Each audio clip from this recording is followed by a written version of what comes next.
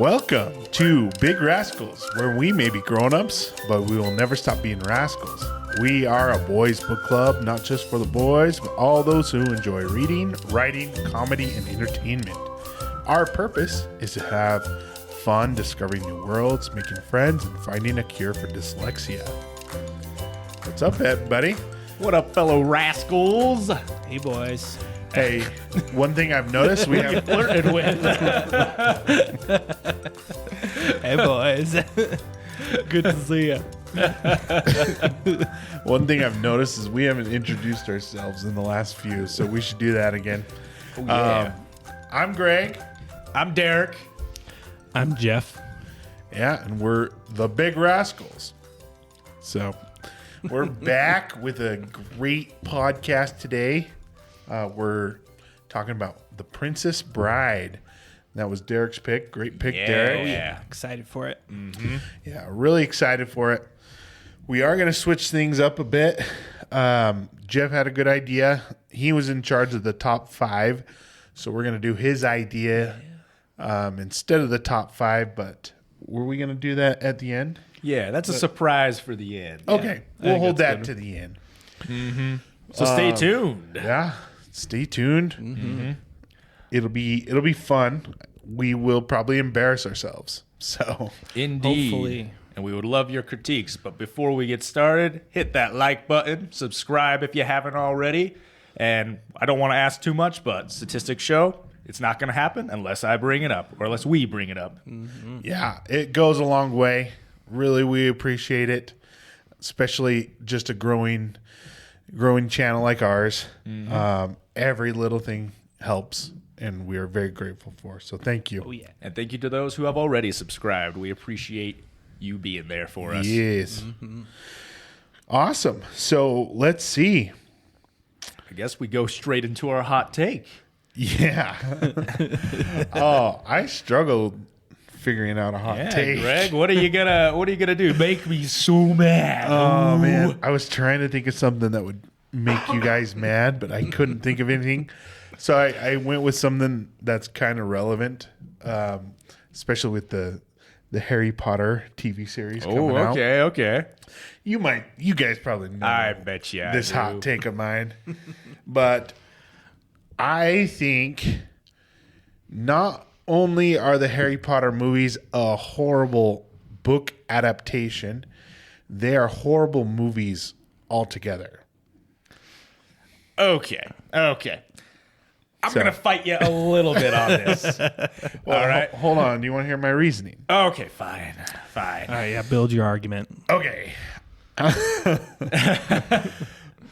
Number one, I think Daniel Radcliffe is a horrible actor. I like him, but he is a terrible actor. He looked like Harry Potter, but he certainly was not. Didn't feel like Harry Potter to me, I guess. Mm-hmm. So, I also think the first two seem like a completely different series than the rest. Yeah. Also, doing a 2-parter is one of the dumbest trends that ever came out of Hollywood. So you're was mad doing that Dune 2-parters. did 2 parts? I mean, no. Yeah, backpedal faster. So- Backpedal faster. I don't know if it's hard to say when it's part of the trend and when it's not, because you get like Dune, I feel like almost had to be with the amount of book there is. The depth. But Well, yeah, in the and the book. way Frank Herbert just builds his world, like, you need time to figure stuff out. Whereas when I read Dune, I felt like I was thrown into it, and I had no idea what was going on, and I couldn't pronounce any of the stuff. That's what I've heard. Like the It's Bene Gesserit, so I was calling intense. the Bene Gesserit. Hey, that's pretty good. Yeah, it was a better one. Better than what I would have done. Yeah. But you look back at that time, like Twilight. I think Twilight was the first they to do did the Breaking 2-part. Dawn. Oh, yeah, it the drags. I think so much, and that's I think a big sign of how it is done wrong when they have to drag it out so much. Yeah. Have you guys actually watched the Twilight movies? Oh, Yeah. Oh, you painfully. poor guys, man. I am lucky I've only watched the first one, and that's because my wife's from Washington, and she's like, "Oh, it takes place in Forks. Let's make fun of how cringe it is." It is. It's great to make fun of it. The first, If you watch the first it for two, that. first two for sure. The rest, like I don't know, how many are there? There's like 4. Yeah, I think so. The rest of them, 3 books. they're just bad. 3 books, 4 movies. Yeah. I remember Hot when take. the last Breaking Dawn came out, and everyone was saying, like, I was always asking, is it really crappy like all the other ones? And all my friends at school were like, yeah, but like the last 15 minutes is like the coolest fight scene you'll ever see. And my whole mindset was like, do I really want to sit through a whole movie? And this was before like I looked things up on YouTube. I knew I could. I did not know you could do that. I just thought in my mind, my adolescent 12-year-old mind, it's not worth it. Like even then, I was smart enough to know these movies are gonna suck. They're not worth my time. Yeah. Well, spoiler. The fight means nothing. It was all just a dream. Yeah, I found that out thanks to the pitch meetings Oh on my Screen gosh. Rant. Yeah. So, yeah. Well, we're talking about Harry Potter, guys. So let's get back to that. All right, keep building your argument. I think what it is it's when you make a 2-parter out of a series of books. Like Dune, I guess is a series of books, It but had Dune is enough kind of meat to standalone. justify the 2 parts. Now we're going back to Dune. Talk about Harry Potter, guys. Yeah. Dude. No. Anyways, yeah, Harry Potter. We'll get there eventually. I mean, I think I would have a bigger audience that would agree with me that the adaptation of the movies wasn't the best from the books, but I think it is a hot take to say that they're bad movies overall. Well. Yeah, let's hear what you got. You did have some truth in your statement that the first 2 movies seem like a completely different series because, you know, like third movie, they like switched to a darker film grade or different directors and everything, Yeah. which, really weird. It's The like they first- changed everything. Like They the lost all their grounds. lighting funding. Yeah, the geography of the castle was just completely different. A different Dumbledore. Yeah, but that's Which that because was he died. So unfortunate, that's you can't knock him for that. But yeah, the first 2 movies, I feel like they captured that bright, colorful, discovering a wizardy world, magical feeling. Yep. And Yeah.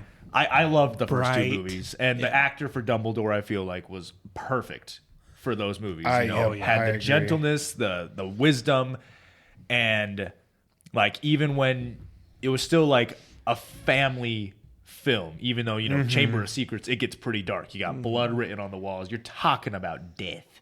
And like it's still somewhat comical. Like so the first 2 movies, I feel like I rewatched those 2 movies and I've had a good time. Yeah, they like went from childhood wonder to teen angst. Yes, like a little too quick. Whereas I feel the books, they started off lighthearted and colorful and wondrous, and they slowly earned the darkness that they brought in because it does get pretty dark. It's kind of like when Voldemort came back in the books, then the whole overall theme became much darker. Yeah, especially since all the adults in that world were there when Voldemort was at power. So it brought that ominous feel like, okay, Which is playtime's over. Funny because I think I feel like the movies try and brighten things up in the 5th one. Like they go from I feel like that's 3 the and wrong 4. one to brighten up. Yeah, right. Yeah, no kidding. Yeah, I don't know. Yeah, I think. I mean, are you of the mindset that all of the Harry Potter movies are bad movies? I mean, I'm not gonna die on this hill with this hot take. Because the hill I will I can die on agree is with their most. bad adaptations. Bad adaptations? Adaptations. Bad adaptations. Hey, that's a good word. Short and bad adaptations. But Adaptations. I do feel like they are not great movies. Yeah, for sure. I agree with. I think well. I think you definitely need to separate them out because 1 and 2 I think are good adaptations, as much. I think Daniel Radcliffe fair probably is ad- the I best. feel like they were honest and they were trying their best with what they had at the time. Yeah. I can still enjoy. I And- can still enjoy those. And Daniel Radcliffe and all the other actors are young enough to where you're like, okay, these are still kids. It's more forgivable. Yeah. Yeah. Oh yeah. But as soon as you get 3, 4, 5, those are bad movies and bad adaptations. Especially 5. 5 is terrible. 6, I think they tried to do a little better on in terms of adaptation wise. I think it does a fair job, but part 1 and 2, those make me furious. I get so mad when people bring those up because not only they are bad adaptations, they are terrible movies. And I get so mad. And spoiler, Harry breaking his wand or breaking the Elder Wand, there is no justification for that. There is no reasoning, because the whole point of Harry's wand breaking and that he couldn't repair it was by magic. It was broken by magic. That's why he couldn't repair it. And now a wand broken by somebody just snapping it, that can be repaired. Yeah, just like how Ron tried to fix his with Spellotape. Yeah. So they have the means of fixing wands, as we learned, and him just breaking it's like, yeah, you didn't really fix anything, idiot. Oh, yeah.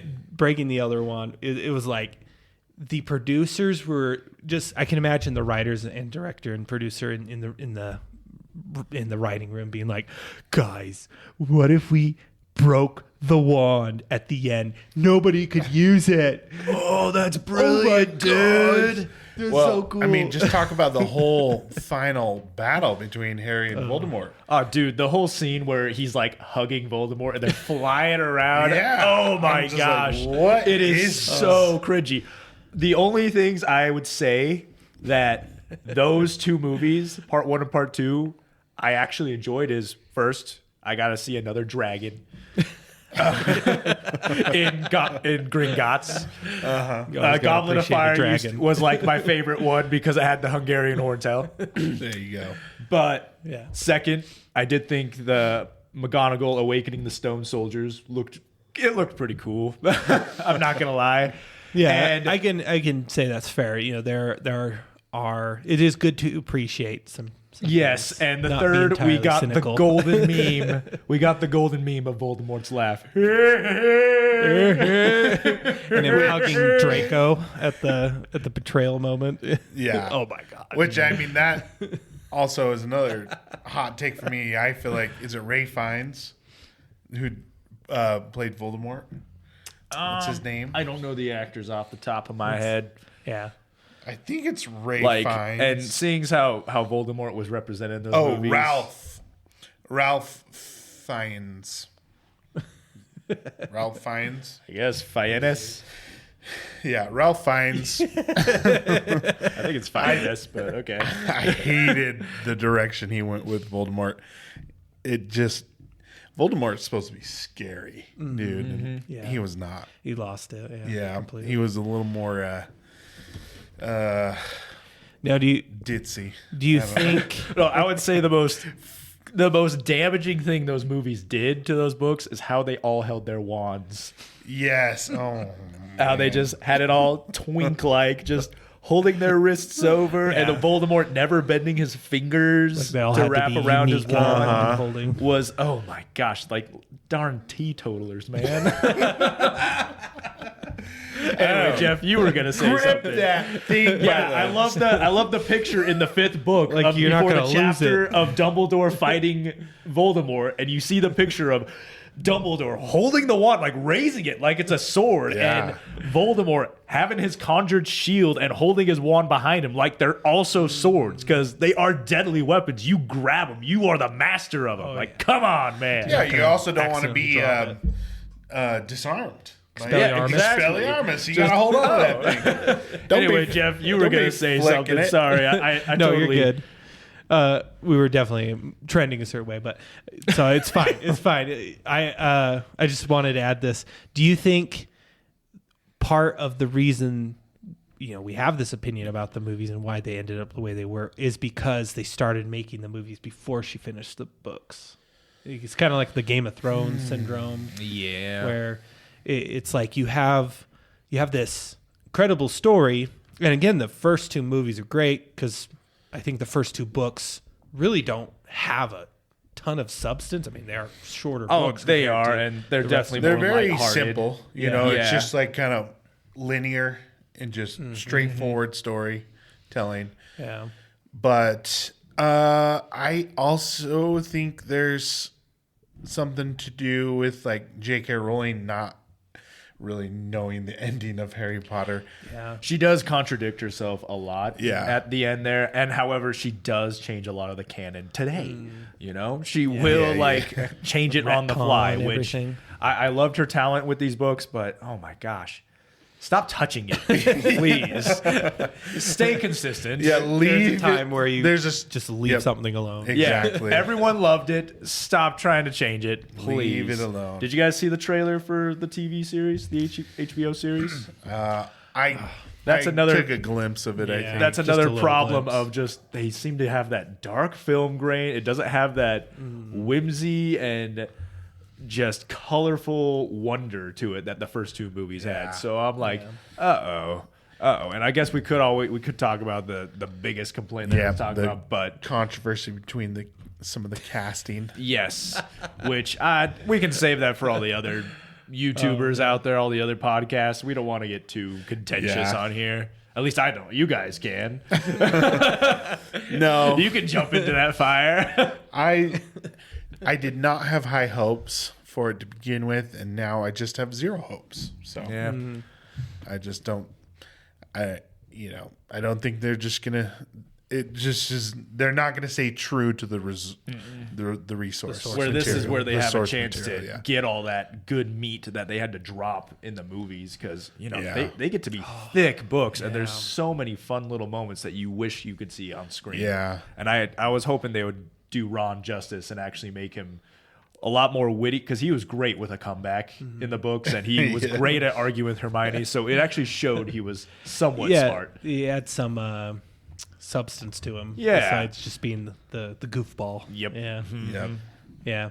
I was telling Greg this earlier, but I think it's going to end up going the Stranger Things route where they are going to produce their first season and it's going to be insanely popular and it's probably going to do well, but they're going to get a ton of money and then they're going to realize they can up the production and then go a whole bunch longer and they're going to end up aging out the characters and they're going to have to probably skip or change like how the school year works or something. And they're like with Stranger Things, they just had so many changes with the characters and took so long filming that a lot of issues cropped up. So that tends to happen with these productions where they're trying something new, especially something as popular as Harry Potter. They're going to get money, and that's definitely going to go to their head for sure. Mm-hmm. Yeah, it'll be interesting to see how it goes. Mm-hmm. Yeah. Yeah, it might be too big to fail. But also, I know you're going to disagree with this, Greg, but I think Snape was casted really well in those movies. I know you don't like it. No, I liked him. Wait, Alan Rickman? Yeah, Alan Rickman. Yeah. I loved him as Professor If Snape. he was with that. 20 years younger, I think. I mean, obviously you can't do that, but I do think he was good. It is hard to. Who would you have that. cast? Who would you cast for Snape now? Adam Driver. Okay, yeah, It's the obvious pick. yeah, he would be good. He's got the nose. He's got the nose, he's got the Yeah. He's got voice, the schnoz. the greasy hair. Yep. And also, I think you've disagreed with me in this as well regarding the Harry Potter films. I think John Williams' score is great with those films. Yeah, I definitely don't disagree. I think it's good. There are things to appreciate for I sure. think just because it's tied As a to the whole. movies that I just You just I got that bad have to taste in hate your it. mouth. Yeah. No, I do think it's a great feeling of magical. Just Yeah, it just has that enchantment and Exactly. and wonder and mystery behind every corner kind of feel like in a happy way Well, feel to it. I can say you can't help when I've been to both Universals in California and Florida, and you can't help but feel some of the magic. And that's coming from me, who has absolutely hated some of the Harry Potter movies. And so Yeah. you go there and I will say it could be a little brightened up. It feels a little dingy because it takes off after like the, 3 through 5 pretty much. Yeah. But you still feel some of the magic there. And I think that is a benefit of bringing the movies to the big screen is it does make the magic somewhat real, but it also has such a, like you said, bad taste to it that you can't help but cringe a little bit when you see all the movie stuff. Yeah. Mm-hmm. Yeah. Well, I did want to add this real quick. Now, I think there's a cool contrast between Daniel Radcliffe and Elijah Wood, where Daniel Radcliffe went on to do a whole bunch of more stuff. And I think Elijah, he started out pretty early as a childhood actor. He was in Back to the Future and The Good Son, and then, of course, in Lord of the Rings, and both him... And then Spy Kids as the guy. Oh, yeah. He was in a show called The Dirk Gently's Holistic Detective Agency, which is based on Douglas Adams, which is... I really want to see that. It looks so funny. It looks so funny. But... I feel like Daniel Radcliffe got so much more fame and a lot of people didn't necessarily, I don't think they appreciated Elijah Wood as much as they should have, right? Mm-hmm. Like, do you think there's a contrast there between them? Do you think they had, because it was about the same time those movies were coming out. And I think they both have had experiences where they've been mistaken for one another. Oh, yeah. Like Daniel Radcliffe would be in an elevator, so it'd be like, dude, it's Elijah Wood. It's Frodo. Let me put on my glasses. Oh, Harry Potter. I don't know. I mean, Elijah Wood has been in, a bunch of things. Oh, yeah. He was in a TV series, and then he was in Sin City, and... I think he was popular. It might have just been like his personality, not really wanting to jump into so many things. Yeah. But I don't know. That'd be interesting to take a deeper dive into that and see what actually is the reason for that. But well, as we draw this part of this segment to a close, I'm just going to say I really hope in this TV series we get to see Arthur Weasley blow up the Dursleys' chimney. I know that's in book 4, but we can see Tongue Toffee. Yeah. I'm just really hoping there's a lot more Weasley moments. And, my gosh. There's so many funny things. And keep the Uranus jokes in, okay? How about we just get a series that follow Fred and George? Yeah. I feel like there's enough creativity there that you could have a lot of, like, how they get the Marauders map. And, they're looking at it. Wow, look at this. There's this guy, Peter Pettigrew, always hanging out with our brother Ron. Why is he sleeping with Ron? Yeah, why is he sleeping with Ron? It's no big deal. We don't judge. Yeah, that could be Ron's little secret. We'll use it as blackmail sometime. Anyway, I digress. Gotta love him. Mm-hmm. But anyways, let us know. Am I an idiot for thinking that the Harry Potter movies are bad? Yeah, let us know. Also, let us know what you think of the new series coming out. So, give us your thoughts on HBO series. Should we watch it? Yeah. Yes. Should we watch it as the Big Rascals and review each episode, or just a season? Let us know. Yeah. Or maybe we'll just stick to the books. Yeah, that's always good. All right, Derek. Yeah, why don't you open us up with the discussion on The Princess Bride? Yes, The Princess Bride. This is one of William Goldman's most well-known pieces of work. The Princess Bride is a satirical fantasy romance focusing on the love between Buttercup and Westley. The story is filled with high adventure, terrific one-liners, and ooey-gooey declarations of love. Splendid side characters steal your heart, a villain that earns your disgust while being a little comical all at the same time, and a display of how true love conquers all, with a sub-theme of how life's not fair. Ooey gooey. That's Yeah. great. I like it. Yeah. Which, Google, ChatGPT, or Derek? no, that was all me. All right. Yeah, that one love was it. all me. Thank you. Bravo. Let me know if it was cringy or not. Yeah, I wrote that all by myself. Thank you. Thank you. Tasteful. Oh, thanks. Tasteful, huh? Okay. Well, let's go into our first impressions of this book. What did you fellas think? This was my second time reading it. Was this your guys' first time? Yeah, well, I think the first thing we need to address is kind of the framing device. Yeah. Are you talking about like William Goldman's like abridged version? Yeah. Yeah. Tell us about that, Derek.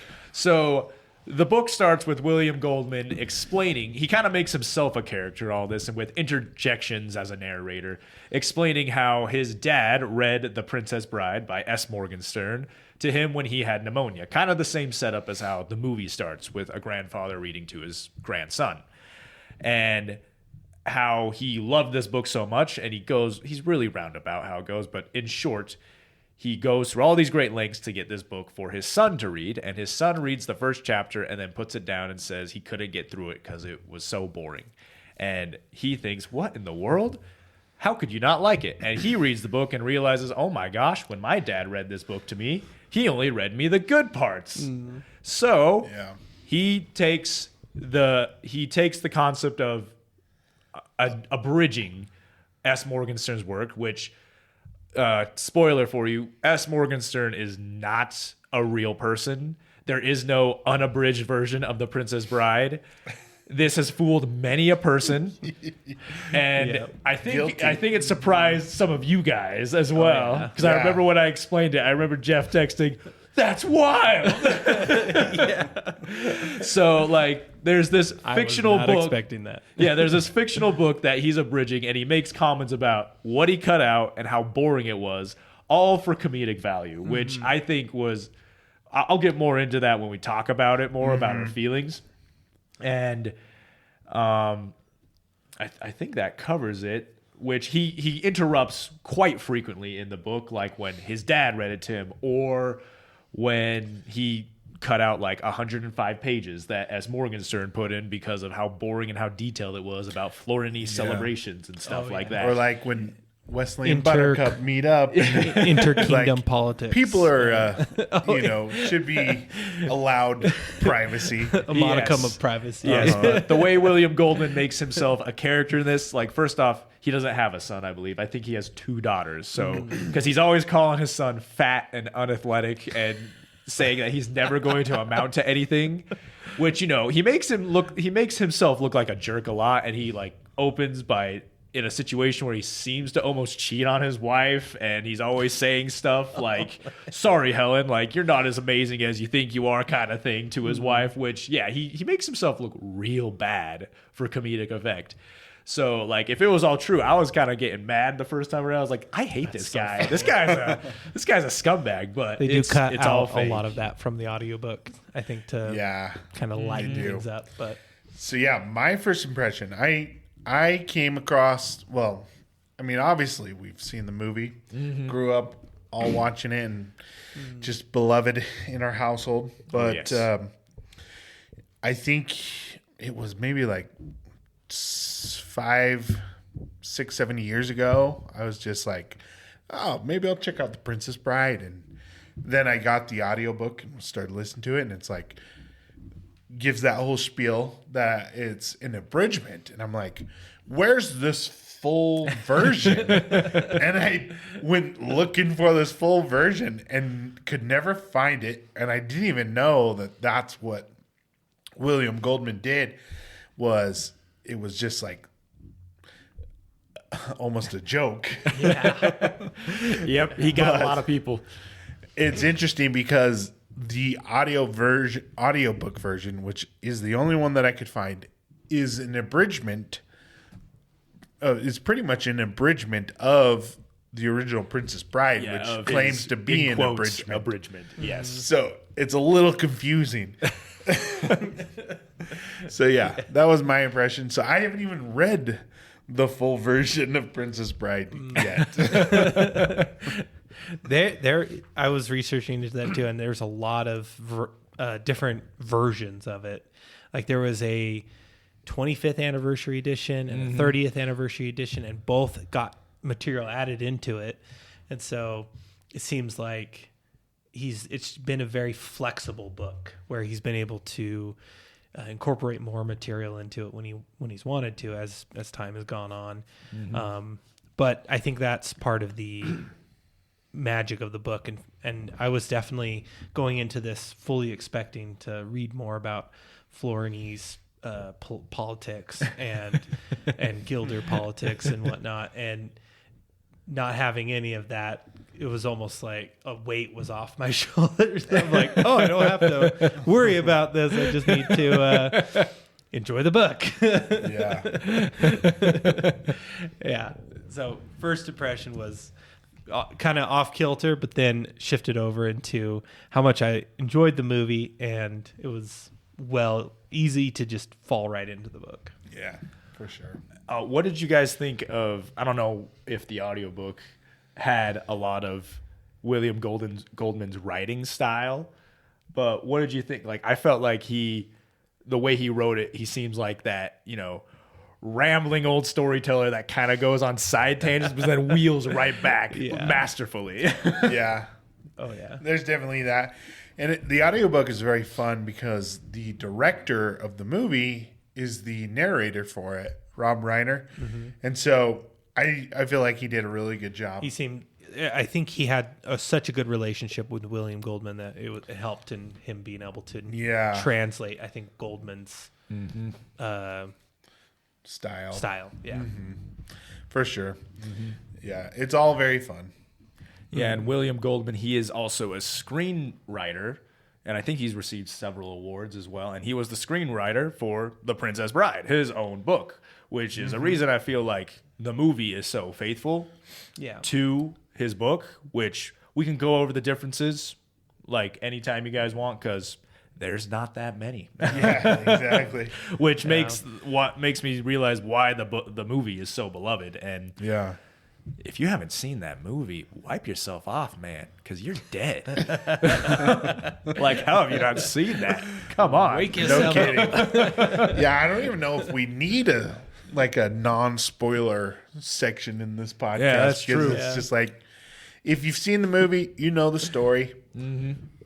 Generally, and the changes, like Derek said, are so small, but I do like not the significant changes to the story itself, yeah, exactly. yeah. I do Well, like some of the I guess I gotta changes. ask you guys as we go through the changes if they were in the audiobook you guys listened to. Yeah. Because I read Yeah. the 30th anniversary edition of this book. I think for the most part, the audiobook has everything that was in the book. It just takes out certain things. Like it shortens some backstories, and I think it excludes some more detailed parts between characters, some interactions. But for the most part, it just took out some parts, basically. I don't think it changed any of the writing. Yeah. As far as I can tell when I was examining both of them. Yeah, a real from shame. our discussion earlier, it seemed like they took out a lot of Inigo's backstory. Not all of it, but pretty much all of Fezzik's. Yeah. which is too bad. They shortened Fezzik. You just hear he was from Turkey, and that's kind of about it. And then he was in Greenland at one point. What? That's it? They don't talk about how he had all the fights, how he became this undefeated champ, and No. everyone hated him because the fights were too boring. Because he just was fighting all the time, and how he went into fighting gangs for local charities, and everything. No, which and how he ended up kind of a shame. unemployed in Greenland. Yeah, see, this is why they need to make a full version audiobook. Yeah, I don't feel like it'd be too hard either. Yeah. Maybe we should that do is it. so weird. Oh man. Yeah, we can voice the characters. I'll do Fezzik.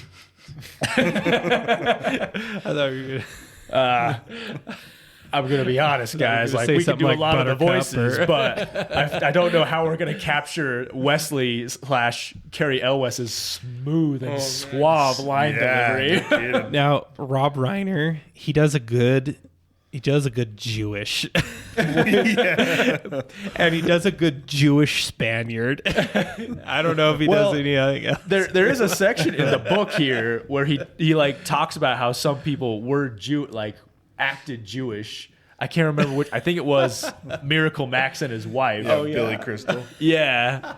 And I don't know if that was in the audiobook, but I was like going, oh man, he's going into some that's hilarious. some racy territory there. That's so funny. That's probably why they had that kind of acting in the movie. I wouldn't doubt it. Yeah.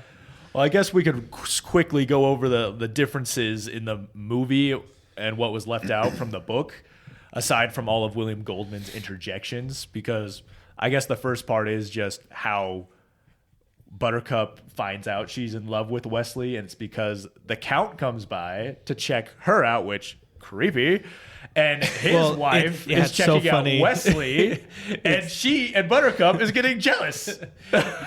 The Count was watching Buttercup, and the Countess was watching Westley, who was watching Buttercup. Yeah, like it's so weird. Although I'm gonna say I was really laughing when he comes and says, "I hear your cows are the best," and Buttercup's dad's like, "My cows are horrible." Like if it wasn't for Westley or anyone else having cows, like if someone else had some cows, they would be better cows. They would be better cattle than mine. But yeah, this grown man checking out this 17-year-old girl, and this grown woman checking out this 17-year-old boy, like really weird. But you know, jealousy is what makes Buttercup realize she's in love with Westley. What does he say? This is before Germany and France, but not after kingdoms or something like that. Before Europe, I think. Before Europe, but after kingdoms. The olden times. Yes, like that's like the first major difference, and you get to see Humperdinck's proposal, or you get all of Humperdinck's story of how like he's this great hunter, and like his beginning was pretty well done to make you hate him, because I think the first sentence is, after describing him as like a barrel of a man, like he couldn't go one day without killing something. Yeah, he couldn't go one day without killing something.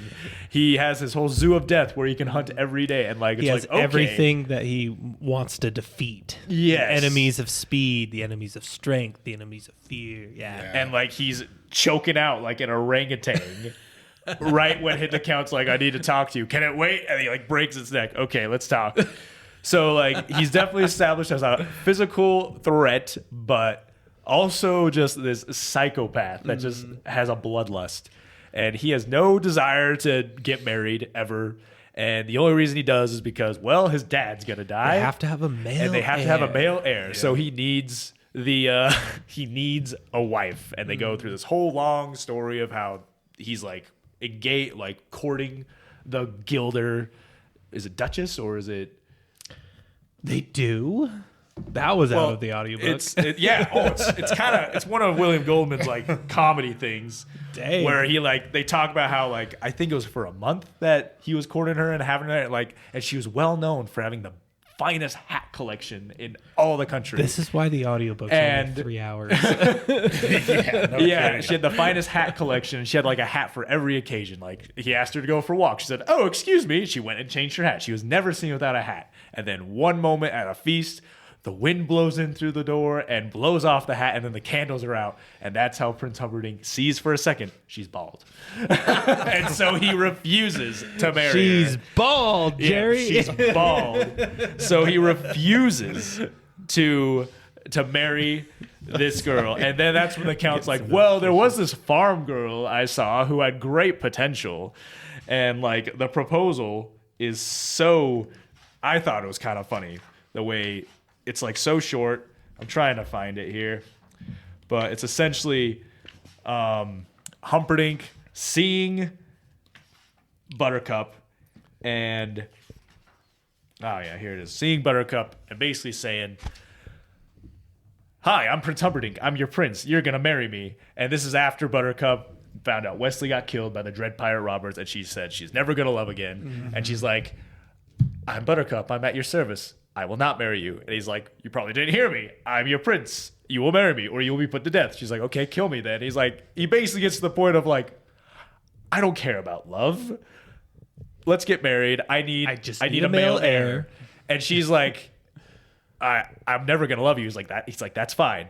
How about you just don't love me, you marry me, and become the most miserable and richest person and most powerful woman in the world. And she's like, okay, fine then. She's like, okay, fine. I got nothing better going on. And that's it. That's the courtship. And I thought it was pretty funny. Yeah. Oh, yeah. That I think is a big difference between the book and the movie is it seems the book develops Buttercup a lot more than the movie does. Yes. You get a sense of Buttercup's character through, I think, small moments in the movie, but the book definitely has more of her. Yeah, she's kind of a tomboy in the beginning where she just doesn't pay attention to the boys. Doesn't do She's her hair. unkempt. She just doesn't even bathe, and she just likes to ride her horse around. I love how it addresses it like she would be the most beautiful girl in the world if she just cleaned herself up. Yeah. And then one of the other big notable differences is it goes into Inigo's backstory and Fezzik's backstory. Talks about Inigo's father making the six-fingered sword, and then how his father was Which I do killed, love how he tried Inigo's to story. avenge his father, and how he left for 10 years to practice swordplay. And it talked about how he I'm a wizard. Yeah, became a wizard. How he divided his day up into like, okay, I had 4 hours a day for sleeping. I spent like 2 hours squeezing rocks so my grip would be impeccable, and just doing all these little things. Like he had it down to the set time. So he had time to eat, time to sleep for only 4 hours every day, and just basically eat and practice for 20 hours a day. Yeah. And how he became a wizard of swordplay. And then you have Fezzik, who, he was bullied because he's just a big kid who just loves rhymes. And his dad tries to teach him to fight. He finally hits his dad and puts his dad in a coma for 3 days. And his dad's like, all right, you're going to make us rich fighting people. And everyone hates him because the fights are too easy. And then, one thing led to another, where his parents eventually die and they wish him the best, and he ends up unemployed in Greenland, found by Vizzini. This is where his idea of sports, it's not very sportsmanlike. Not even sportsmanlike. Yep. And then I guess the other noticeable change is they left out the Zoo of Death, which is really cool, but I can see in the 80s how they wouldn't want to have all those animals on set and risk, injuring an animal and having a lawsuit there. Well, the ROUSs, I think, were complicated enough as is for them to orchestrate. Ooh, so, man. imagine Boy, doing is the, that movie magic what are wonderful. We'll get the to death that. bats, the blood eagles. Yeah, the blood eagles, death bats. Like, there's 5 levels, and it's so cool how they progress. They get attacked by the deadliest snake, and Inigo tricks Fezzik into just taking out the snake by saying, I had more rhymes to share with you. I guess we'll never, if no one. He's like, tell me the rhymes, Inigo. And he's like, not saying anything. I lied. And then he's like, Fezzik is just mad at Inigo for the next few paragraphs about how he lied. And then they get to the king bats, and Fezzik is petrified. And that's when you get to see Inigo's wizardly swordplay as he's just fighting by sound alone, because he's blind in the darkness, and he's just impaling all these bats to where they're stacking on his sword.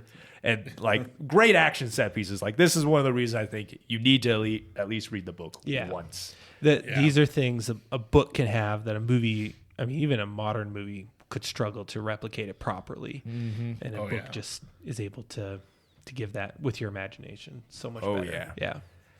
And like I think it was the last final floor before they got to the 5th floor, there was the deadliest spider that hung out on the doorknob, but they didn't know, and it was all well lit, and Inigo's just having the biggest panic attacks the whole time, just losing his mind. And then Fezzik just breaks down the door, and Inigo ends up crushing the spider unknowingly. Which, there's got to be some danger here. What is it? I love that. So, like, please go ahead and read the book just for that part alone. It's amazing.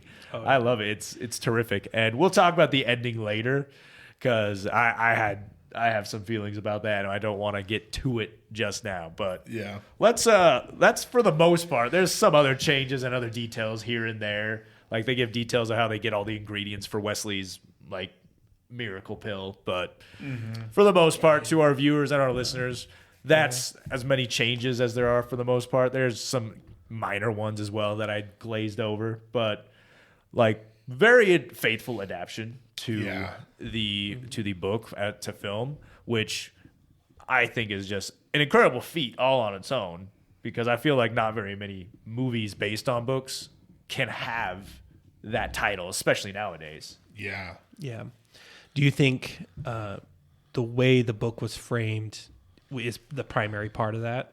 I imagine because, Goldman was involved, of course, that makes a huge difference. But do you think the framing was the biggest part of why the movie was so faithful to it? Because a lot of his framing, like he did a lot of cutouts because a lot of from the movie where it's, the grandson interjecting and asking the grandfather is what William Goldman said he asked his dad when he read it. And, even those lines are faithful to the book, everything that's even said.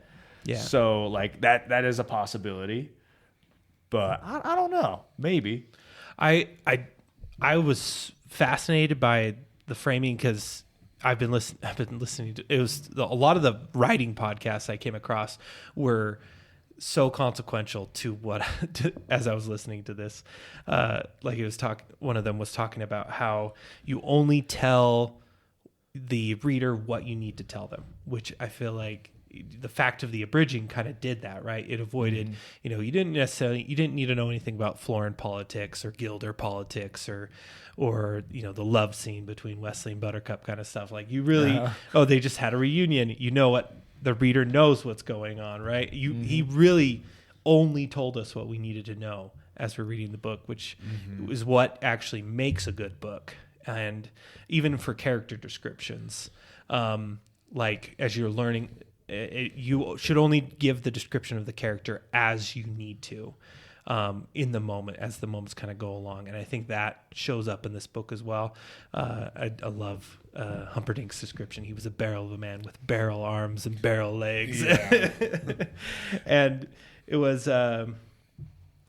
I thought it would be a wonderful exercise in writing to, as you're writing out your scenes or chapters, see if you can abridge them. Like if you can abridge them, then you probably need to cut a lot out. If you can't abridge it, like it's impossible without losing too many details, then that is probably a well-written scene. That is a good way to judge if you've given the reader everything they need to know and not too much more. Yeah. Well, I feel like it's a nice callback to your hot take from last episode, Derek. I think you said like simple is better. Yeah, if you can convey more with less, I feel like you're doing a great job because Pierce Brown did a great job. Just, like we said in that episode, his one sentence can encapsulate all the feelings that character has, and it's like coming off as poetic. And, The Hobbit was able to convey high ideals to like without talking down to the children that it was made for. And you're able to still feel all that wisdom and years of knowledge that Tolkien had behind those words.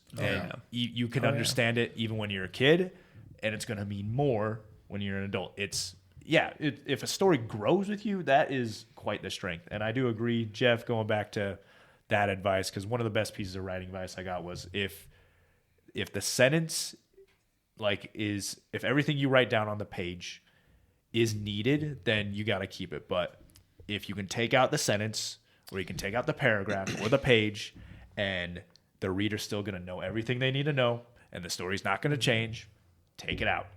Which there's some writers out there where I'm like, they could have used that, but there's other ones where I'm like, dang, that's a lot of information, but it all came around. Yeah. And I'm like, that okay, I can't criticize him for being too verbose. Yeah. It's a hard balance for sure. I think it really takes kind of understanding your book and seeing where the concept leads. But it's the whole killing your darlings kind of thing, because you can write a whole eloquent page and you're like, crap, I have to get rid of it. Yeah, and that's kind of what William Goldman pokes fun at, because he has like a whole page dedicated to in this chapter it was all about making Princess Buttercup a princess of this tiny land so she wasn't a commoner. And it's like he says it was 105 pages of all this stuff, which he just says, no one wants to read that, so I'm going to sum it up like my dad did. After one thing and another, she got like she was ready to be married to Prince Humperdinck after 3 years, or after one thing or another, 3 years passed. Which I feel like that's a funny way of William Goldman just making fun of very verbose writers out there and be like, come on, no one needs to know that. And even in movies, you see that happen sometimes where it's like, okay, that was a waste of time where they just said all that dialogue, and I'm like, Yeah. I already learned all that from that dialogue earlier. Why are we rehashing the same ground? Yeah. Oh yeah, exactly. For sure. Well, one of the biggest strengths, I would say, the book and the movie has is its characters, which I would love to talk about. Like the main woman, Buttercup, we already talked about. She's kind of a tomboy. She has more development and description in the book, but she's still kind of just very lackluster compared to many of the other characters we fall in love with throughout this story. Yeah. Yeah, I think though she represents kind of that fairy tale princess that wants to be swept off her feet. A trophy to be pursued. Exactly. Yeah. And I think she represents that well, and that's kind of her role. So I guess that's the damsel in distress. Yeah, that's Which she's not completely a damsel in distress, because in the end of the book, she's able to think quick and get them out of the way of the guards. Am your queen. Yeah, is it bad that like when I read that, because it like in the book it like has it extended in all caps. It's like in the middle of the page, and I just immediately thought of, in place of a dark lord you shall have a queen. Oh yeah, Just picturing her flying like Kate Blanchett as Galadriel. Love me and despair. Exactly. But how do you guys think Westley was portrayed in the book versus the movie? I can't see anything other than Carrie Elwes. Right? Yeah. I cannot either. And how about we gush a little bit about how perfect of casting that was? Yeah. And Derek, I mean, what a delightful book As You Wish is that you missed out on. Oh, I need to read that. Oh yeah. It was such a joy because it was almost just like you're watching the movie as he's just talking about all the backstory with it. It really seems like such an awesome fellow, Carrie Elwes. Oh yeah. He is one of the actors I want to meet. Not only because of this, but he's been in so many things. Oh yeah, and because he's Pierre Despereaux and Psych. Despereaux. Like once again, like his line delivery, I feel like is unmatched. Just He has a style. yeah, he has this style. It's so suave and just unhitched, undeterred. And his sarcasm as well is so well done. Like when he's climbing up the rocks and Inigo's like, I don't suppose you could speed things up. And he's like, I'm only up here waiting to kill you. And he just looks at him. That does put a damper on our relationship, doesn't it? Yeah. And you learn kind of what put him over the edge of being casted for Westley in the book. He talks about how Rob Reiner and his partner came to interview him, and they had him do some lines. And I think at one point he did a Fat Albert Cosby impression. Yeah. And then every Comic-Con he goes to, they ask him to do a Cosby impression. Really? That's Probably so doesn't funny. age well, but Yeah, that was something that like Rob Reiner loved about him. He's like, oh, this guy's actually funny. He's perfect for Wesley. So imagine that's so suave cool. Carrie Elwes. Hey. Oh man. Oh yeah. Oh, what's your guys' favorite line that he delivers? Like, I feel like there's so many good one-liners he delivers. Yeah. And I feel like that's like, he's just platinum for it. But he does so many cool, like, just the way he carries himself too. Like in the sword fight, when he throws his sword, it like lands and he like goes in the pull. He does like the full twist and flips off it, and they just crosses his legs, picks up the sword. Like, Who are you? no one of consequence. I must know. I mean, Get used to disappointments. Yeah, that could be our top 5. What are the What are the Carrie best Ellis' scenes? best one-liners? But Oh, you seem a decent fellow. I hate to die. I hate So to kill good. you. I hate to. Every seem time to I be hear that, different. I always tell my son, because we watch that sword fight all the time, because he loves sword fights right now. And I tell him every time, like, that's how Canadians start fights. They're just both too nice. You seem a decent fellow. I'd hate to kill you. And then as they accidentally hit each other with their swords. Oh, I'm sorry. I'm sorry. I'm sorry. Well, Oops, I'm sorry. Oh man! Can I just say how masterful the choreography for that sword fight is? Like, Yeah. who was the actor for Inigo? I can't remember his name. It's Mandy. Patinkin? Yeah, Mandy. Patinkin.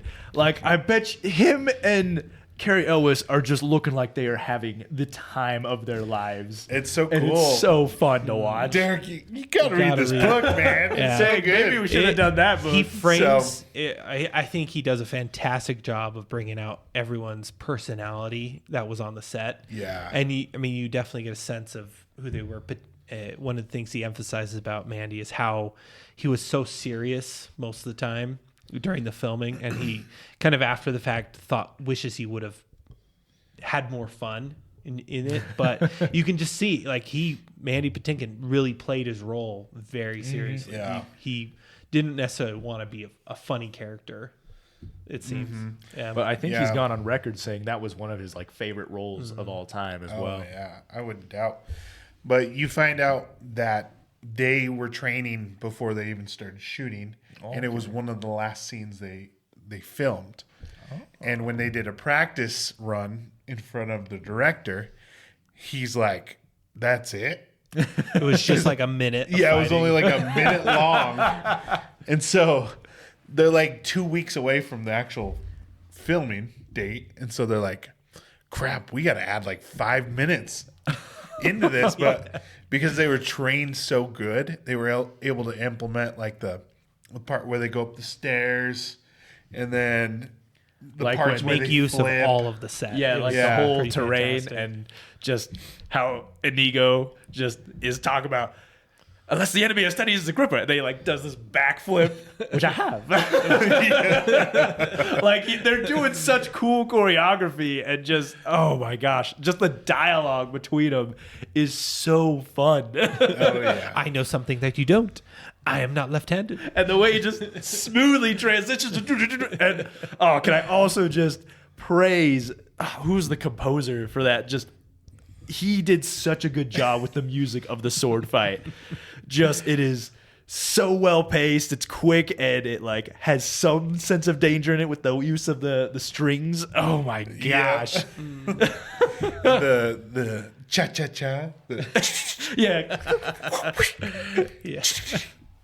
Oh, and I the way it ends too, just when Westley reveals that he's not left-handed either, and they're like going at it, and that's when Inigo's like, you can see him getting frustrated. He's like swinging at Westley, and you see him just dodge, just the swish of it, like just once again, just the way Carrie Elwes carries, there's just he's just going side to side, like so nonchalant, like, oh yes, this is an average Tuesday for me. It's so good. It is fascinating. They did not use. Well, I think the only part with stunt doubles is the flips and the acrobatic. What is it called? Not the pole vaulting. The high bar. Yeah. They swing around the Swinging. bar. The Yeah. acrobatics. But Mark Knopfler, that's the guy who composed this movie. Yeah. Did he have shoot. Never mind. I'm trying to remember where the reason they got that guy, but I can't remember. There was a reason. interesting. Yeah, for those of you listening as well, many of the great one-liners from the film are featured in, like, most of the dialogue is spot on. Oh yeah. In the book. So There was if a you've surprising seen the movie, amount you're of improvising for a lot of lines, but Yeah, most of the iconic dialogue is from the book. Well, and there is some lines in there, like the line that Westley says to Buttercup, where life is pain, anyone who tells you otherwise is selling something. Mm-hmm. That's actually something Fezzik's mom tells him. But that's a technique that Peter Jackson used as well in The Lord of the Rings. Like, he would take the great lines and he'd give them to other characters because he's like, I'm not able to fit this anywhere. Wow. And that's, I feel like, kind of why The Lord of the Rings feels like Tolkien, even when it doesn't, even when it's not following the correct script, which I got to hand it to William Goldman for swapping lines like that. Good for him. Yeah. Yeah. Mm-hmm. That is really cool. It is so iconic in its wording and its lines, and I think a large part of that is how the characters that are delivering it. Like you said, I think you have characters, you give the right line to the right character, and it sends it into history. Basically, makes it iconic for sure.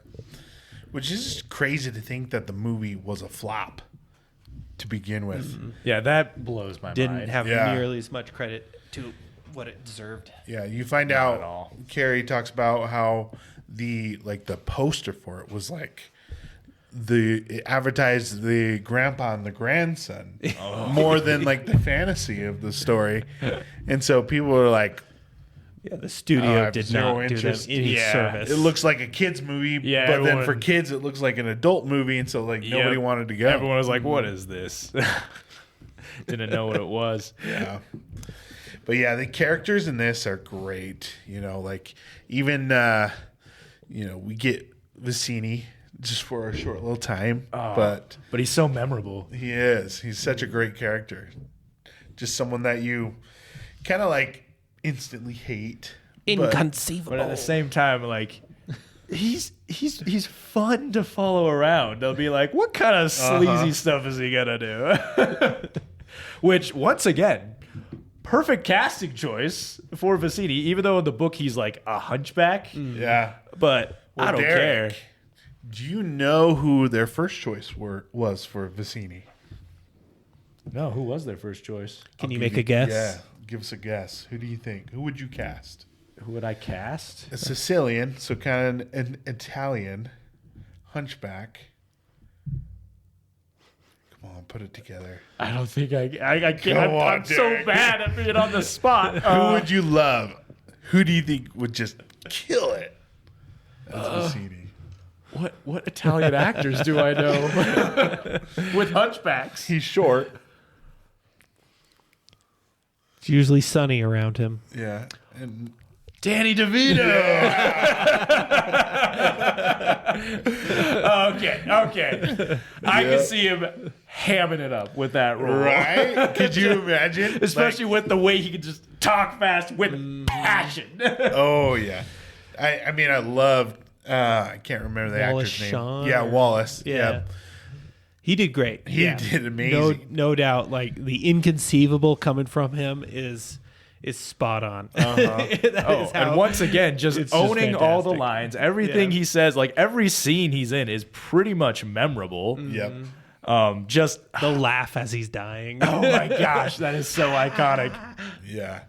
But it talks about in the book that he was actually self-conscious because he knew Danny DeVito was the first choice. And he felt inadequate playing that role. It was it seemed like such a big thing for him. He was so self-conscious about it that for his scenes, he had Rob Reiner act out the scenes how he wanted so he could try and mimic it is how he worded it. Which that I imagine that puts so much pressure on an actor when you hear, oh, you were basically the second choice, and you have to live up to who they had as probably the first choice. Though it honestly seems like he was putting too much pressure on him. Carrie kind of emphasizes how the director tried to make it clear to him that he was the perfect person for the role. He was meant for the role. Yeah. But I mean, I can imagine that's hard to get across after you've already heard you were second. That is tough. Oh man. But yeah, the whole exchange, Vizzini's pretty faithful, from movie to film.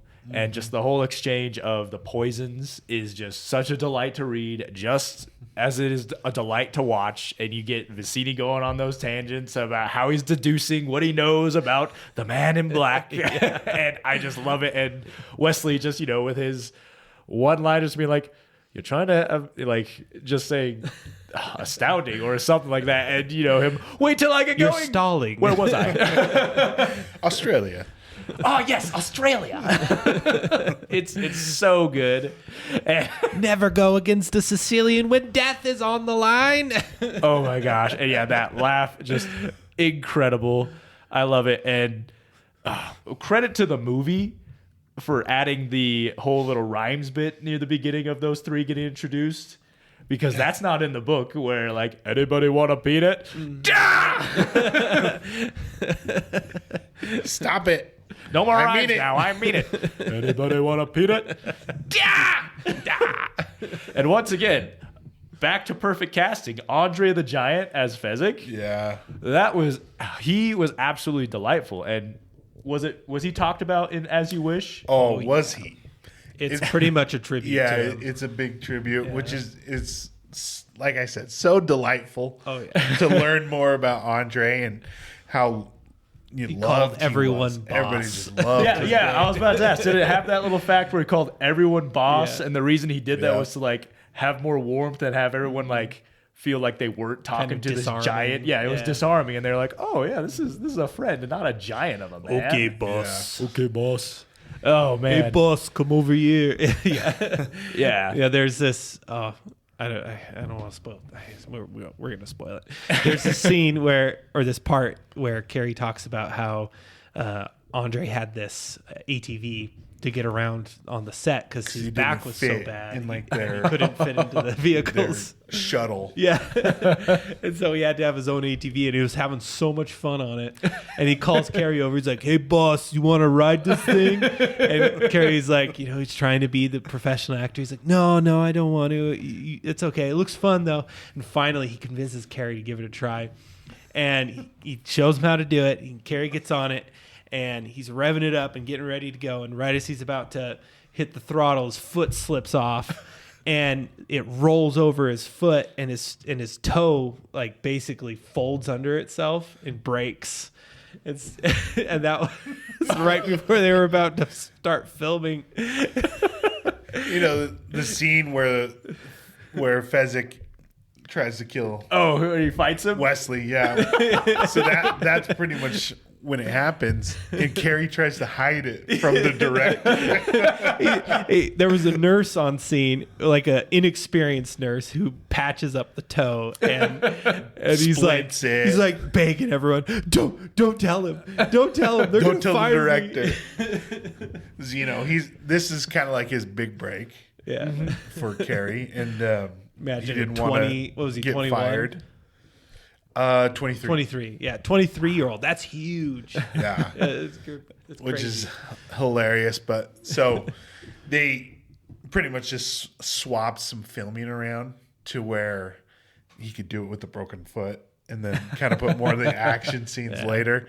But there's one that he talked about, one part where he talked about when right before Buttercup pushes him down the hill, and he smoothly sits down. The only reason he's sitting down like this to not hurt his toe. He has his leg He's so extended out. suave. He makes it look cool. And the director's like, wow, that was such a cool way to sit down, Carrie. It's so funny. Oh yeah. Needless to say, they knew his toe was broken immediately. They're like, Carrie, just be more careful, please. Yeah. And be honest with me. You don't need to hide anything. We're not going to replace you. Which, yeah. Yeah, Rob Reiner honestly seemed like a really cool guy. Definitely sad what happened to him. And that kind of is relevant now with, him and his wife being murdered, which is sad. But What? You didn't? I didn't know. What? I looked him up. I'm like, oh, he died a while back. Yeah, he was murdered by his son. Oh my gosh. So I didn't get that part. Pretty sad. Yeah, pretty depressing. Dang. Yeah, pretty sad, but really, I'm glad we can remember him so fondly, though. yeah, Yeah. Yeah. definitely, That is tragic. Holy cow. him and the cool thing about that audiobook, Carrie reads it, but he has all the actors come back on and read portions of it. And Rob Reiner reads a bunch of it. Yeah. He also does the audiobook, which he did really good with as well. So, Dang. but yeah, That's very wild. fun. Oh, yeah. And back to the book. Talk about a really fun way to display the hero Wesley's abilities with, it's just like a video game where you have levels he's moving up, but you don't know it. Where he shows off his swordplay and proves like that he's a master because you get Inigo's backstory of how he becomes a wizard and he gets bested by Wesley, and then you get Fezzik's story of how great he is. And then he gets bested by Westley. And then Vizzini, how clever he is, getting bested by Westley. Well, I think the book even builds it better because if you had read the book, you could guess it was Westley. But as far as you know, it's just the Man in Black. That's true, because it says he was there when Buttercup was shown to the people. And he had hate in his eyes. Yeah. So, you don't know who this guy is at first, which is awesome. Like, you're like, the Man in Black, I don't know if I like him. He had hate in his eyes. But he's taken out all these guys, like you can't call them bad guys. Once you get to know him, you're like, these good bad guys, these good kidnappers. Yeah. Not villains, but yeah. Oh, yeah. Like, Inigo and Fezzik were probably like the big golden ones for me throughout the book and mostly throughout the film, because at least with the book, you feel Fezzik's kind of dependency on having a friend, and Inigo being that friend for him. It's very endearing. And like, if you don't like Inigo and Fezzik, who are you? What the who hurt you, man? What's wrong with you? Yeah, what the heck? Yeah.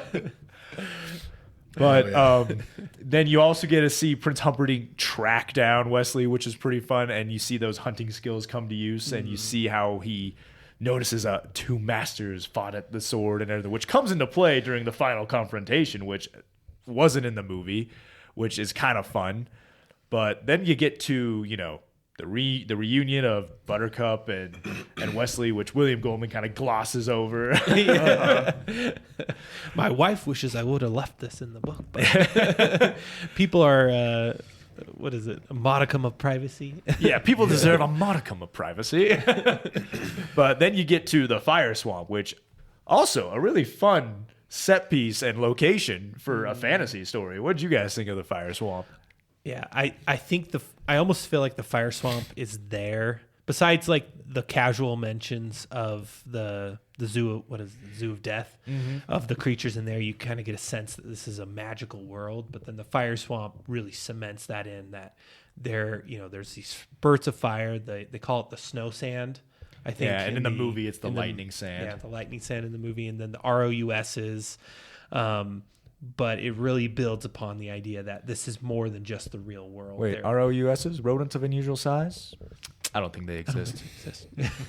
Once again, just a wonderful smooth line from Carrie Elwes, just nailing it. And yeah, just like the way. Oh, can we talk about the movie magic that is taking place in the fire swamp? Like, oh my gosh, yeah, yes, they're dudes in terrible rubber costumes, Little people. Yeah, little people. Honestly, as a kid, it was I thought they were magical real. and fantastic. Oh yeah, thought they they were scared me terrifying. as a kid. Like, just when he's holding open the mouth, you see the tongue just. I'm like, Oh man, That's what a tongue does.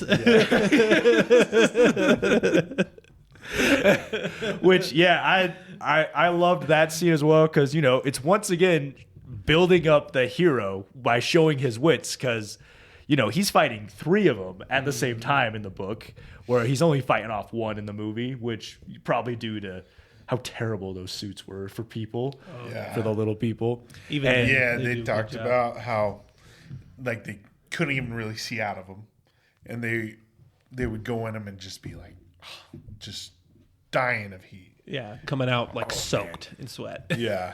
I believe it because that is a lot of rubber, a lot of latex, but it was still an like as cheesy of a scene as it is. I still think it's epic and awesome. Just seeing him get bit, yelling, and it's a manly scream from such a suave guy, and seeing him roll over as he hears the fire come and just burn. It just shows how smart he is. Like I love it. Take note, modern writers. Like, notice how William Goldman built up the opponents first to then build up Westley. Like, build up your villains, make them an actual imposing threat to show that your hero can conquer things, and it makes it way more awe-inspiring. Oh, yeah. That is so true. Definitely. Derek, do you have a slight crush on Carrie Elwes? Kind of, dude. How do you not, man? Jeff. How do you not? That's the real question. Like, if he were to just be there and just talk to me about whatever passion he has, like, I'm not gonna say no. It's kind of the same for me with Henry Cavill. If, like, he was to tie me up and just tell me about his Warhammer figures, I don't think I would not enjoy it, man. Well, another thing I can give you to gush over Carrie. The whole diving into the lightning sand was his idea. Oh, wow. They're originally Stuntman. just going to have him jump in feet first. Oh. And so he's like, that's not very heroic. We got to have him diving in. yeah, And so they designed that part. the trap door to be feet first. So they're like, okay, well, let's try it with a stuntman first. So they had the stuntman do it, and it worked. And so they're like, okay, we'll try it with you, Carrie. And it was one take. Yeah, it was one take, and they did it. I mean, otherwise he might have smashed his face right into a. Yeah, because it was like the timing of it too. Of opening it. Yeah. So he It was, doesn't like, just smash triggered. his hands and face. Yeah. Yeah, he already broke his foot, poor guy. Doesn't need to break his nose. Yeah. Boy, did it look awesome. I mean, that is so he cool. nails it. It does look heroic. I'm thinking about it now, jumping in feet first, because the way he like snips the vine, places the sword. And he's just like a perfect dive. It's like, oh man, this guy was in the Olympics. Oh my gosh. Not a ripple. Oh, yeah. 10 out of 10. Oh yeah, 11 out of 10. Absolutely. There you go. No, the Fire Swamp was awesome. Yeah. I really want to get to the real book, though. The whole book, I should say. Because I feel like the audiobook doesn't, give you too much. Yeah, I mean, as you're talking about, there, I can see where a lot of things are missing. It does have the meat for sure, but it is missing. Yeah. a Misses lot of the little bits and potatoes. pieces. Yeah, So. exactly. That's a good way of putting it. Well, We were talking about characters. yes, we were. Like, I guess one I did also want to address. We did talk about Humperdinck as well, but I also gotta just give William Goldman props for making an imposing villain while also making him easy to make fun of with the name Humperdinck. Like, dude. And the barrel description. Yeah, like, dude, Humperdinck? I'm supposed to be afraid of this guy. And then, he's choking out a mad orangutan and just breaking its neck. Oh, well, maybe I got to be scared of this guy. Now, I do feel like Humperdinck isn't quite complete without Count Rugen. I think both of them Yes. are a fantastic villain pair. Because Humperdinck he's the hunter. He's all about control. And then you have Rugen, who's also like the sociopath, who's a little insane. But and just obsessed with pain, the study of pain. I mean, what a pair. Yeah, the control hunter and the pain sociopath. Woo. That's That is a pretty intimidating. lethal combo, especially like how they just both knew each other's minds and everything so well, which once again, that movie was doing some great casting. I think Humperdinck was because he does some great line delivery. He's like all gallant the way he talks with some things, but still best line from Humperdinck. I have gilded the frame. I have my 500th celebration to celebrate, and my wife Tomoda. I'm swamped. And then one of the how I best love to lines from watch you work. Rugen: get some rest. If you haven't got your health, you haven't got anything. I mean, coming from a straight sociopath, it's like, oh gosh. And we're gonna hand it to the albino as well. Just the pit of despair.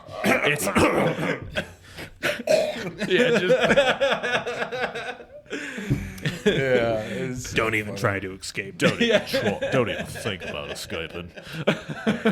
Oh yeah, I think in the book he says that line was improvised, right? And it wouldn't surprise he was saying me. that, well, it was improvised how he did it, and Carrie was talking about how she struggled not to laugh in that moment because he was not expecting him to do that, to go from the pit of despair to don't even try to escape. Oh yeah. How could you not? Make that it's so funny to say that the torture moment, but it's such a wholesome movie, and just how funny it is, and funny book, story, movie, whatever. Yeah. All of it. Mm-hmm. Oh man, yeah, it's just so good. As you progress through the story, we also like get little snippets of like all the side characters, which kudos to William Goldman to making the side characters memorable. I feel like a sign of a good story is when you remember more than just the main cast. And one of the best writing advices I ever got was when you're writing a side character, write them as if they're acting like the story's about them. Like they think they're the main character, they're going to do what's best for them or what they want to get.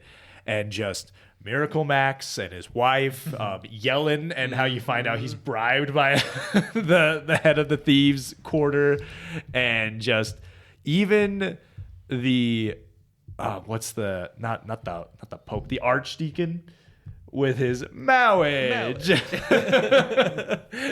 Just all of them acting so well, even for the small amounts of time, and just making themselves memorable. Were so good. Yeah. And that is so relevant again to one of the writing advices that I listened to this week was when your story starts to lull, just introduce a unique character. And the podcaster, this was Jim Thayer that was saying this. He's a big fan of Dickens, and so he was using a lot of Dickens examples. And was talking about the Artful Dodger, how Oliver really isn't that interesting of a character. He's kind of a lens, but Oliver Twist, you have character after character that is just interesting, bizarre, fascinating, strange in some way. The Artful Dodger, Bill Sykes, Fagin, all of those just like eye-grabbing characters as you're reading through the book. But man, talk about eye-grabbing character after eye-grabbing character as you're reading through Princess Bride. The story has no lull because as you're going through, I mean, it's just moment after moment. You get this strange, interesting character. Inigo, Fezzik, Vizzini, even the albino, Rugen, Humperdinck, Miracle Max and his wife. Yeah. Like I don't think there's that is why this even the hag in the dream with boo. Like you remember her all the time. Like you are just going to be saying those lines for the rest of your life. Oh yeah. Oh yeah. Yeah. Mm-hmm. It is hard to separate the book from the movie. They're very synonymous. Yep. Yeah, Exactly. you could say they're both William Goldman's works, I think. Honestly, you can involvement. because he screenwrote the movie. He wrote this. Yeah. And he just does a great job, which going to the miracle where they revive. Well, I guess we should address how Westley actually dies. Mm-hmm. And the only really minor change to that is that it's level 20 in the book, and in the movie it's 50. Which, once again, great line. Not to 50! Yeah. What did you think is better? Yeah, definitely. Yeah, why do you think they changed that? Probably just sounded better. Yeah, I think it sounded way more dramatic, especially after hearing that, like, level 1, I just took 1 year of your life away. Yeah. And then it's seeing that it goes to 50. Like, you're I may take it up to 5. Yeah. And I guess that was there to just give so much despair so that the miracle would seem that more, miraculous. Yeah, that's, I guess, another thing. I don't know if the book goes even more in depth into the torture of Westley, but it talks about in the audiobook how Count Rugen is like burning Westley, and he's dips like his hand in oil and Yeah. holds it up to the flame. not enough to damage, but just to cause pain. And Wesley's like screaming, but he's not actually getting hurt. He's able to take just his mind. Yeah, faking it's all it. a ruse. Yeah, and he like describes it as taking his mind away. Yeah, he pretty much removes his mind and he just thinks about Buttercup the whole time, and he just gives the reactions they want, which that's in the book as well. The book does a good job of kind of hyping up the machine. Because like you have Count Rugen, he's trying to figure it out, and then he kills a wild dog with it, and the yelp like is heard throughout all of Florida. Oh, yeah. And like he describes the scream hanging in the air and then slowly like contracting, kind of like the opposite of a ripple and coming back to its That's when source. you know he's a villain. Wow. He And kills the dog. Yeah, freaking Rugen deserved to die because he killed the dog. Isn't that one of the tips? If you want the readers to know who's the villain, have them kill a dog or kick a dog. Yeah. That is probably the easiest way to make someone hate a character. Is like, oh, he kicked a dog. Kill him. I hate him. So like the machine, I feel like is definitely amped up a lot more. And yeah, it's like built up like a character as well. But the movie does a sufficient job as well. Like showing level 1 and just being like, maybe I'll take it up to level 5, and never daring to go to the absolute limit. But as well in the book, he talks about how he's taken off so many years off Westley, and then after the 20, basically, that's it. You got no life left. Yeah. Now, how do you think the machine works? Because in the movie, it's like suction cups everywhere. Is it like an ultimate nipple twist? Is that what it is? Is that why? Well, in the It's book, it suction talks life about how away. it has those suction cups, but it covers like every inch of Wesley's body, which is a comical thing to think about because it's even on the inside of his eyelids Oh my and on the God. outside. And I was like, why am I? For some reason, I think I was picturing. When I was picturing it, it was all in the animation of like the Futurama animation style. I couldn't picture it in live action for some reason. I was like imagining this guy, and it's like I was imagining Bender in all these suction cups, just sitting there like, what the heck? Pretty So, soon, like- that's all our imagination's going to be is Futurama. That's all we have left. Yeah, I do like how the book used that aspect of taking his mind away, and then like when the machine he gets hooked up to the machine, and he's like, oh, "I'll just take my mind away," and it's like, "Nope, Oh yeah, didn't work with that." that illustrates the Yeah. intensity perfectly. Yeah, made it so much more severe. And he actually cries. Like they make Yeah. it know about like that's like only the second time he's cried in his life. Yep, exactly. Oh wow. But then that's when it leads to Inigo and Fezzik going in to the Zoo of Death because they hear Wesley's screams as it's brought to the death blow. And like great set piece. It's one of the reasons I think you need to at least read the book once, because it's definitely something I feel like we were robbed of. But again, with how the ROUSs were done, I don't know how they were going to do that. But there's a lot of stuff in that zoo that was mentioned in the book that I was kind of like wanted to see. Like he mentions a black pool and maybe a tentacle showing every now and then, like, which if you're anything like me, I have this like fearful respect of the deep ocean and the leviathans it might hold, and just squid are magnificent and terrifying to me all at the same time. I've watched so many deep sea documentaries, and they all feature squid. And yeah, so like I was it kind of put me on the edge of my seat because I was like, oh man, what if they fall into that? Because I first read this in high school. It was one of the books assigned to me. And reading that, I was like, oh my gosh.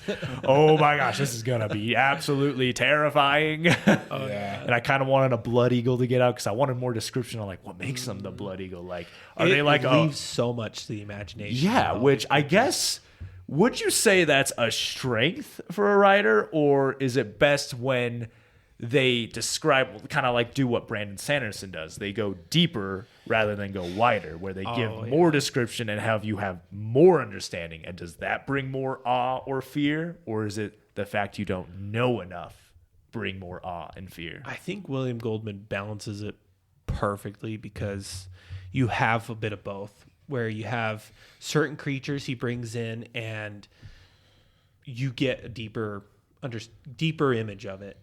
The RUS is the death bat, the anaconda, but then you have the other ones that are off to the side, like the blood eagle and the spite. Oh, what was the other one? The green speckled recluse. Yeah, and the spider, the squid, which I think it is so valuable to leave some things in the dark, as exciting as it is to just have essentially like a Sanderson style explanation for everything. It is also valuable to just let your reader ponder and imagine. Like, you think of a blood eagle in a cage and everyone is probably going to imagine something slightly different, which has so much power to it because it gives the reader some power over what they're imagining.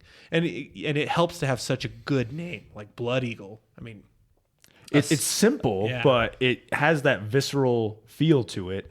Like, I guess let's put your claim to the test. We'll each imagine something different. What do you think a blood eagle looks like? I imagine like have you seen Rescuers Down Under? You're all better have seen Rescuers Eagle? Down Under. Yeah, that like immense style eagle, just with blood red wings. And it almost looks like blood is dripping down, and the wings just like hanging, kind of like a vulture, like the vultures from Jungle Book. What do you want to do today? But more intimidating. Just this immense creature in the cage is how I imagine it. Yeah, pretty similar to mine. Just kind of like, I didn't imagine that big, but more like bald eagle, but red. With like red glowing eyes type thing. Looking dangerous. Crazy. See, what I imagined was, have you guys seen the Dracula parrot? No. It is an all black parrot, except for on its neck, it has a blood red patch. Like it looks crazy. So I was imagining something like that, only the red is like more crimson rather than bright. And I don't know if you guys seen The Last Unicorn as well. You remember the harpy? I was imagining a bird that size, and I don't know if you know about like the rock ROC from, I think it's Arabian mythology, where it's basically a giant eagle with teeth in its beak. So I was imagining teeth in their beak, and their talons always stained with blood, so their talons are crimson.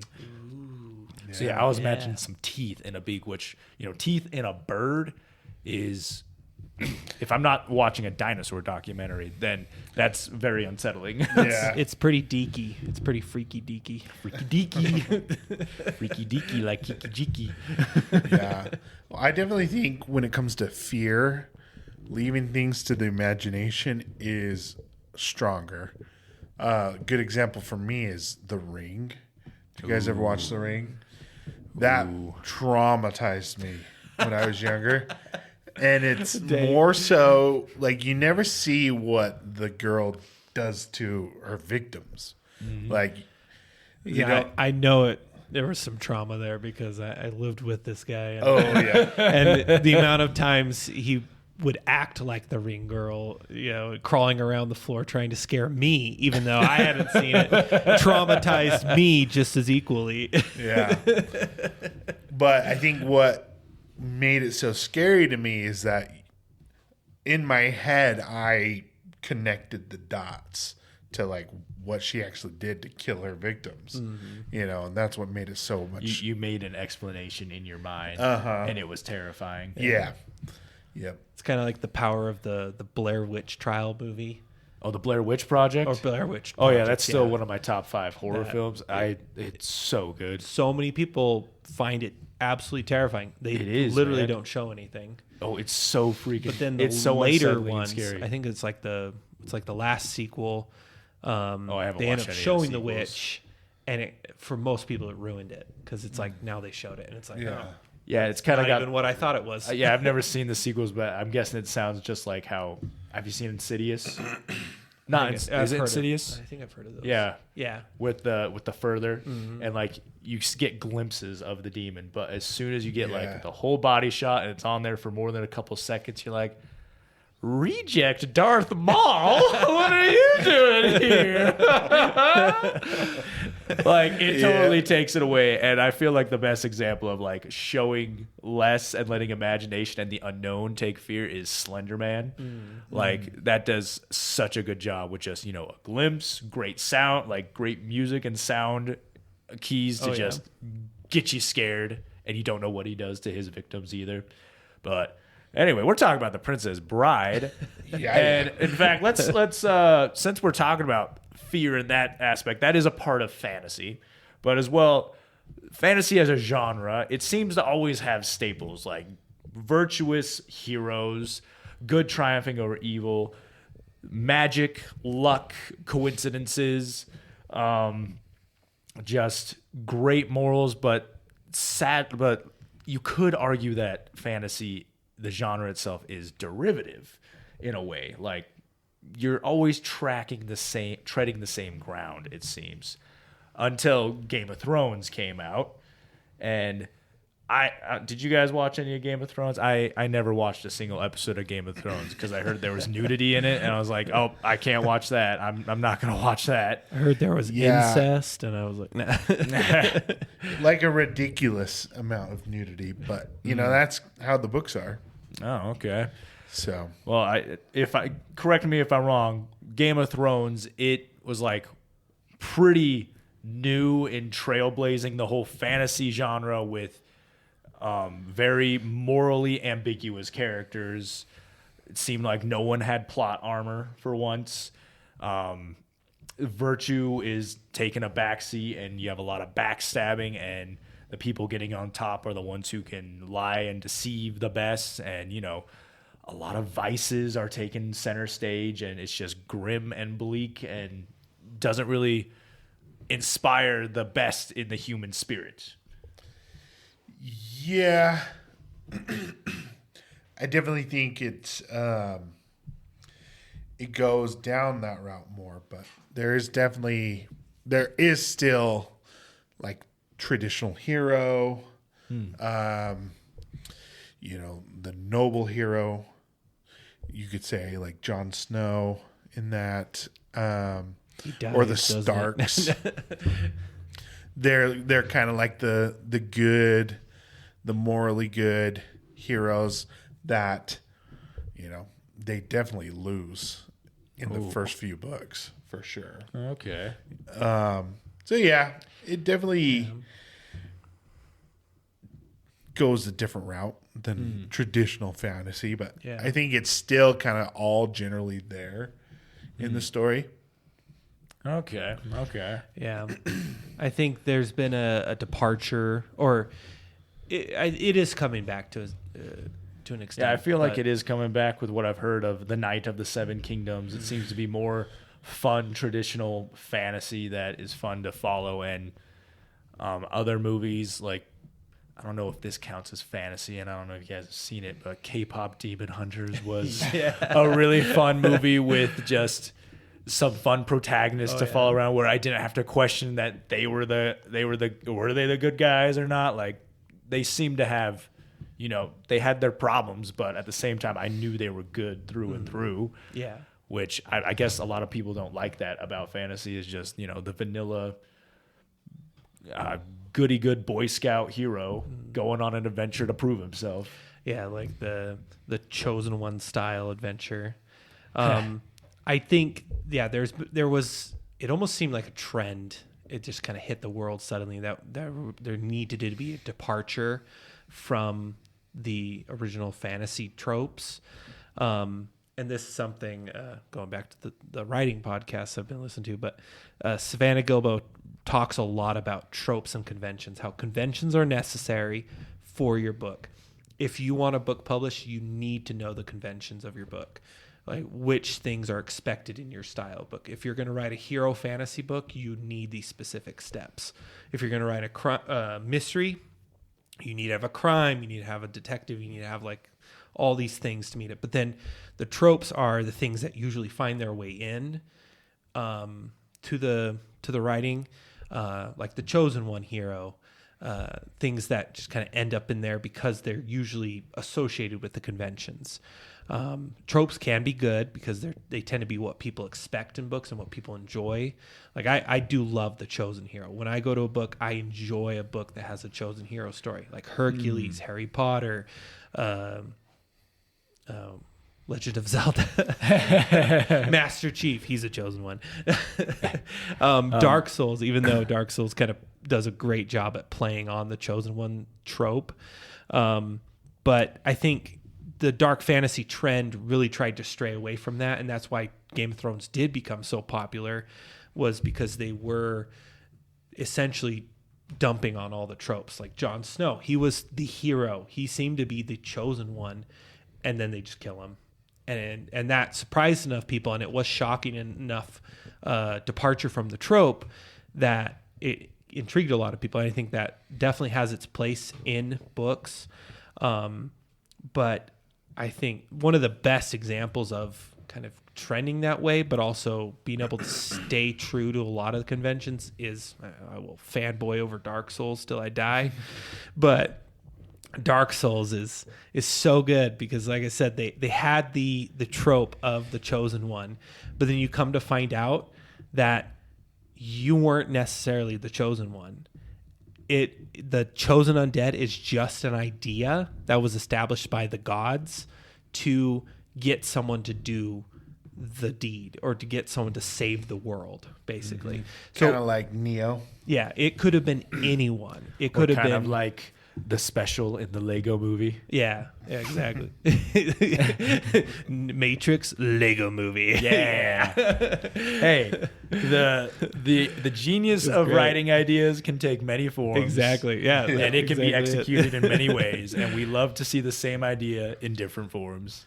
So I will say that I am a sucker for this Princess Bride style fantasy. I will always go to those books.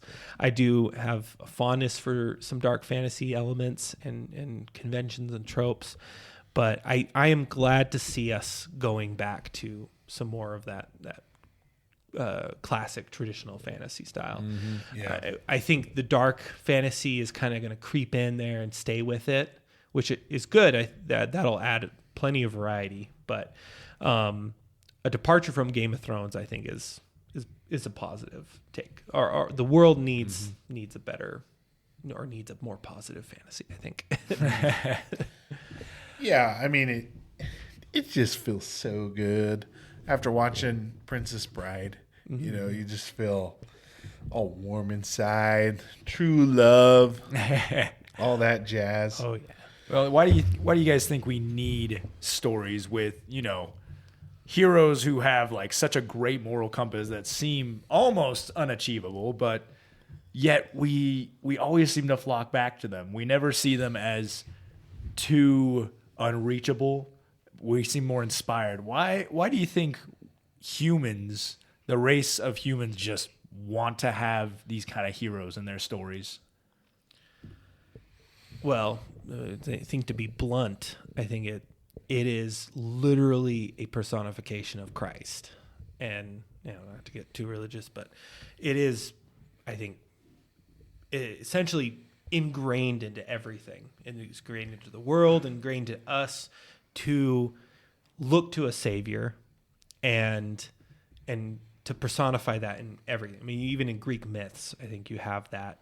They go down the dark fantasy route plenty, but they're heroes. Jason and the Argonauts, Perseus, Hercules, all are the savior type, right? I believe it's Heracles. Honey, I think you mean Huncules. Yes. My daughter's been obsessed with Hercules lately, so Great movie. Yeah. well watching that one. One of my top 3 Disney films for sure. Oh yeah. Oh my gosh. We could go on about that. But wow. That's kind of weird that Danny DeVito kind of popped up twice in this podcast. Oh yeah. He will always appear. Yeah, he's a national treasure. He's like that urban legend where you say his name too many times and he'll show up. He's like Beetlejuice. Yeah. I really think it's just a thing that we all want to be. I think we all want to be the hero. We all want to be better than what we are, like it's, get to back to like Red Rising when Darrow goes through the carving. It's like I would consider going through the carving myself if I came out a gold like champion, Greek god. To avenge your dead wife. Yeah, with the murdered wife. like we go through life, and I've been thinking about this quite a bit with my job and everything. It's just we go to work every day. We drive to work. We drive home, and then we get into this routine where it becomes boring, and often we escape into books and fantasies to escape our own life. And so I really think deep down people want to be that hero or want to live that fantasy, but it's just not reality, obviously.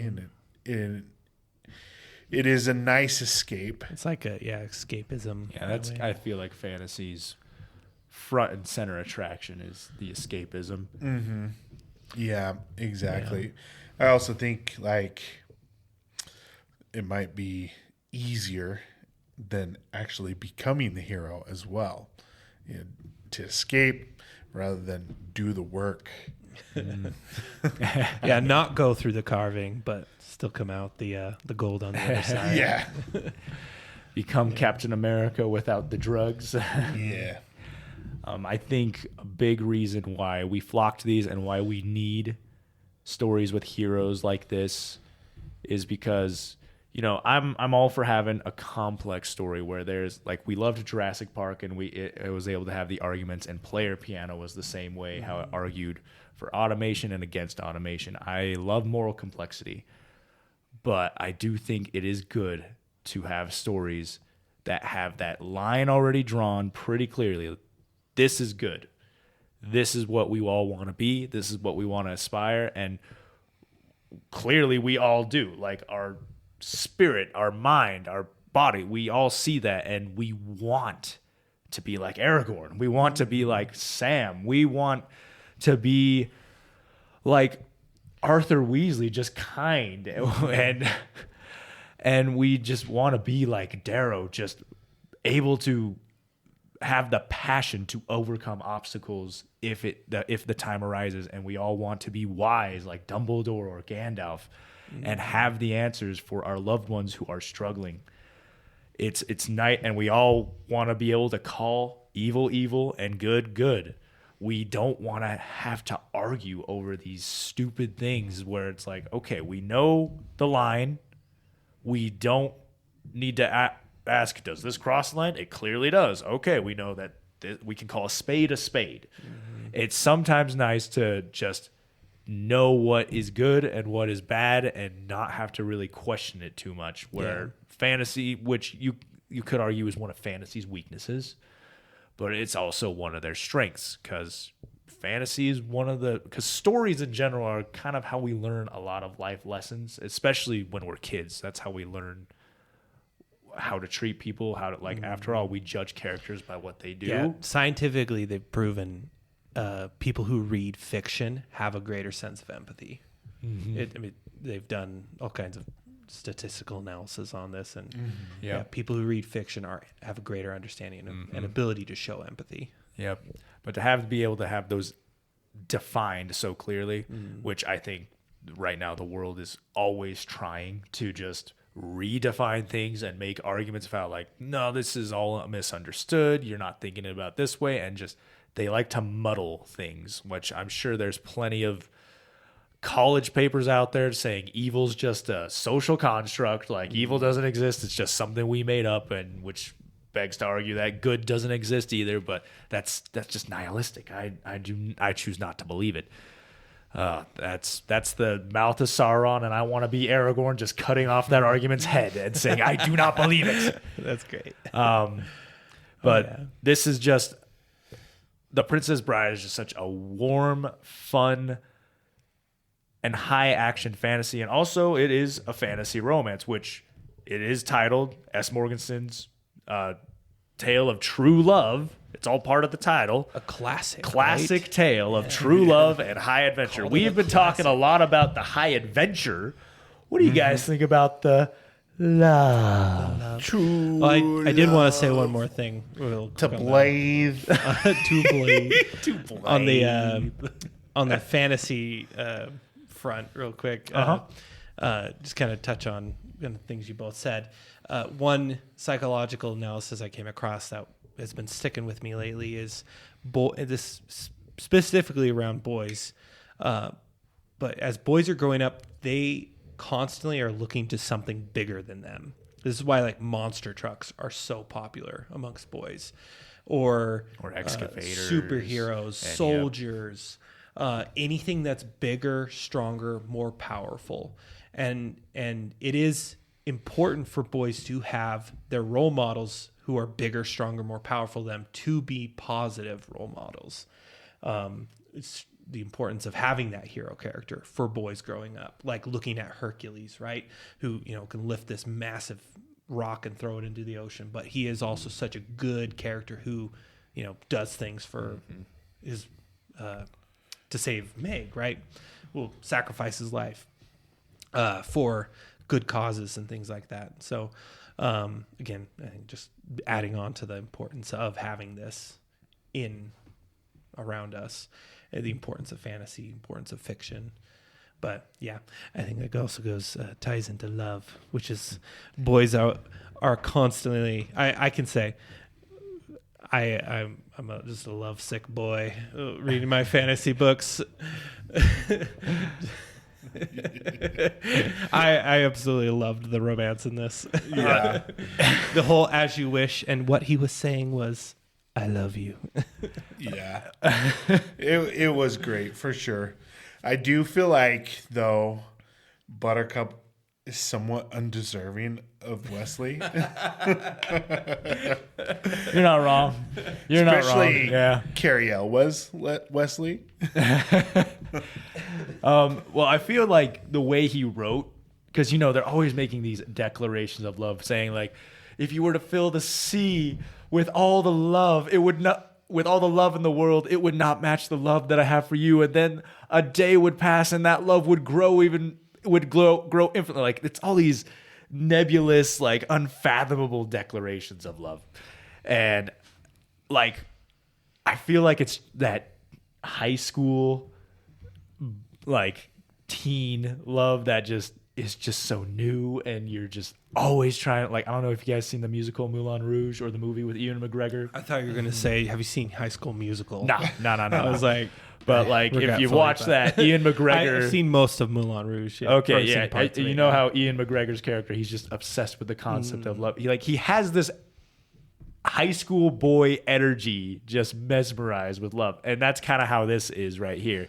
And yet, it doesn't come off as like overly cheesy or cringy or it's like not high school literary magazine bad, which I'm really impressed with. Well, the whole point of the movie is that he has this fantasy of love, and she is like the love doesn't exist person, and him entering her life is like her realizing that love is kind of possible, isn't it? I feel like that's what I remember it being. Something like that. Kind of, but she realized love was possible because she was jealous of the Countess, which is weird. But getting to the end of the book, it's much like the end of the movie where you have Miracle Max bring the pill, which Billy Crystal, once again, perfect casting. And you have the showdown between Rugen and Inigo, which great payoff, wonderful showdown. Talk about probably the best revenge story of all time. Mm-hmm. I do feel like it is up there, along with like the Count of Monte Cristo. Yeah. So like simple. Like we have to talk about this more in depth. Just the hello. My name is Inigo Montoya. You killed my father. Prepare to die. Jinx 1, 2, 3, 4, 5, 6, 7, 8, 10.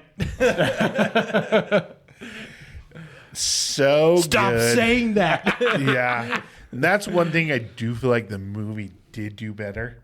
So in the book, doesn't he, Count Rugen, just die from fear?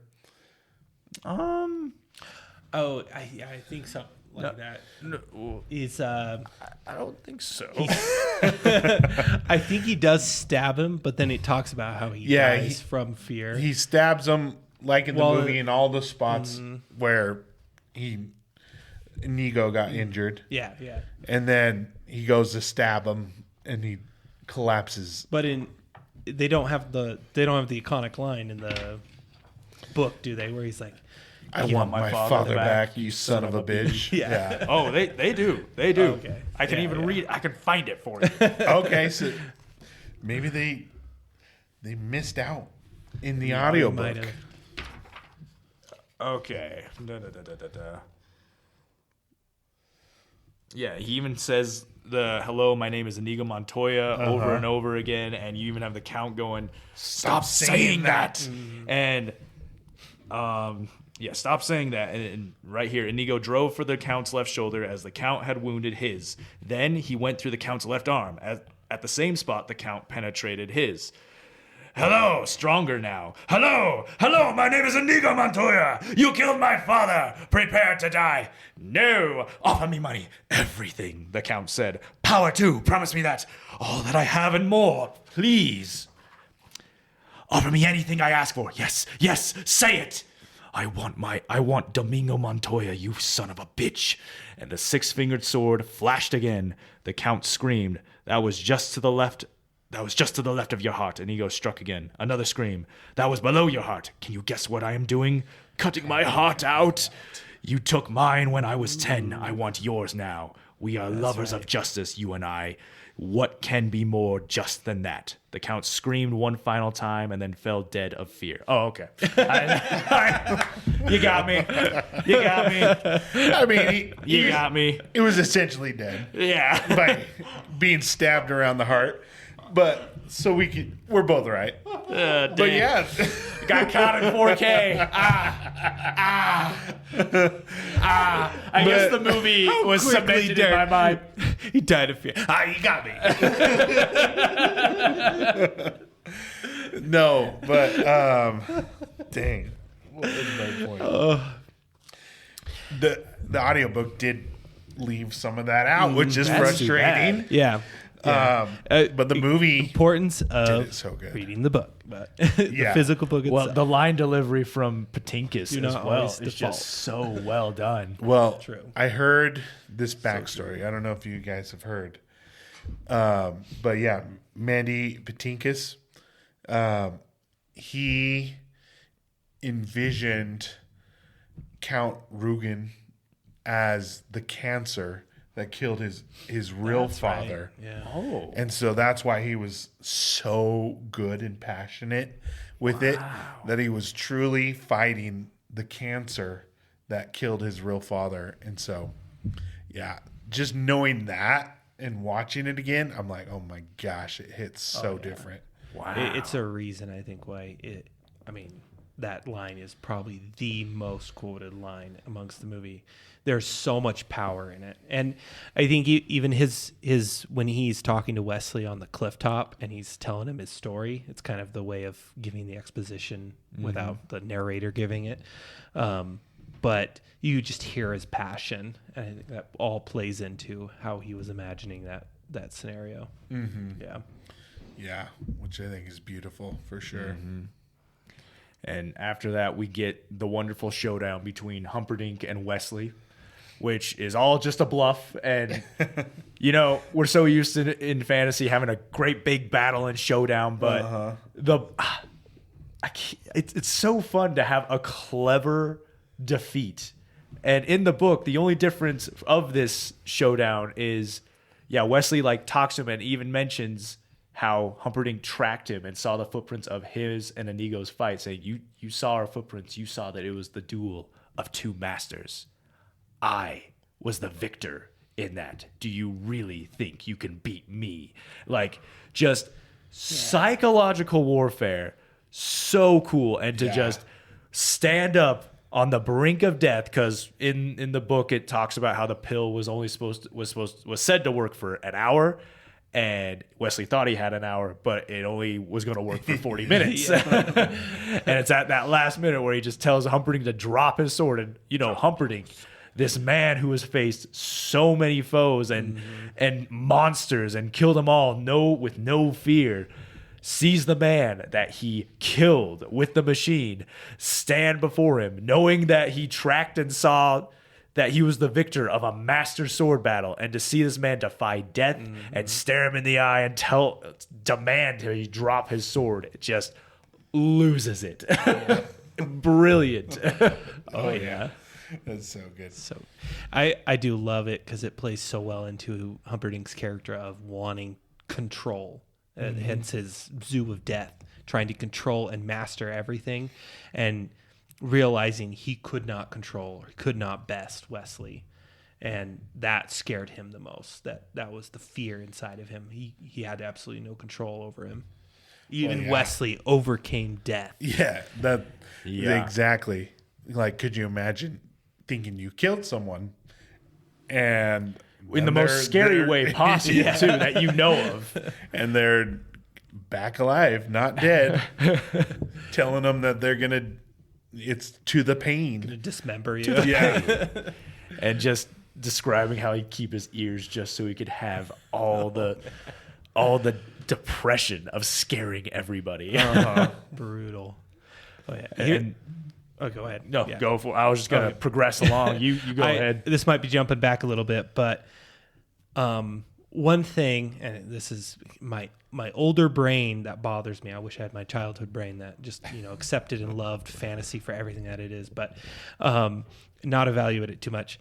Is Miracle Max, is his pill a Deus Ex Machina? How, or it is an element of this fantasy world, right? This miracle worker who used to work for the king that got sacked by his son, and now in the book he likes cough drops, in the movie he likes MLTs, which I think is way better than cough drops, especially made them. Yeah, makes it nice. That sounds pretty good. But there doesn't seem to be too much build up, and granted, it is abridged. I imagine in the actual fake book that it might have, but he kind of seems to pop up, basically resurrect Westley, and then disappear. Essentially a Deus Ex Machina. He's mentioned earlier in the book that it's working for the king and being the miracle man, and Humperdinck firing him and everything. So he's there. Okay. Just he has no dialogue up until he's doing the miracle for Westley. Yeah. I also think the machine itself is so unknown. The way it actually kills Westley, you're not really sure. Count Rugen says it drains your life force or whatever. Kind of goes back to that. We're not given all the information. Yeah, and so it's aspect. I can kind of live with he's mostly dead type thing, Well, see, that's that. I feel like is a staple of fantasy as well. Silliness to a certain degree, just to be able to have a funny explanation, and you're like, this is fantasy, I can go with it.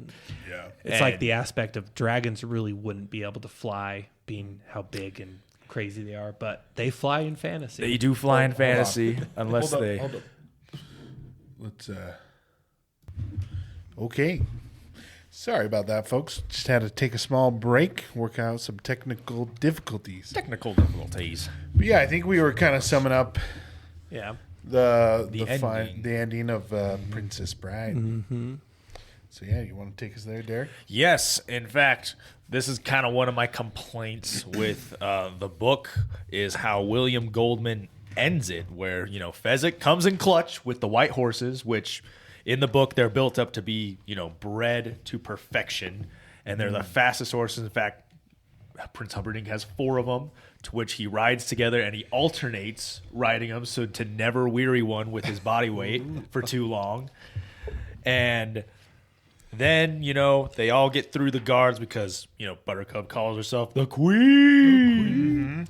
And that's when you have Buttercup just saying that she was surprised Westley was living, and he just talked about how he was going to live. And let's see, and Buttercup looked at him, and they say some romantic stuff. And that's where William Goldman's father ended it. And, William Goldman as a boy was like, what? Shouldn't there be more? Like, did the ship, the Revenge, pick them up? Did they escape and everything? And that's when he does the abridgment. He says, this is what Morgenstern wrote. From behind them, suddenly, closer than they had imagined, they could hear the roar of Humperdinck. Stop them! Cut them off! They were admittedly startled, but there was no reason for worry. They were on the fastest horses in the kingdom, and the lead was already theirs. However, this was before Inigo's wound reopened, and Westley relapsed again, and Fezzik took the wrong turn, and Buttercup's horse threw a shoe, and the night behind them was filled with the crescendoing sound of pursuit.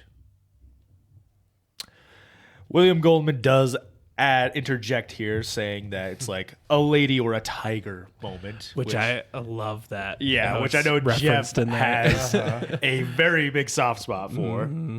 And he says now Morgenstern was a satirist, and he left it that way, and my father was, I guess I realized too late, a romantic, so he ended it another way. Well, I'm an abridger, so I'm entitled to a few ideas of my own. Did they make it? Was the pirate ship there?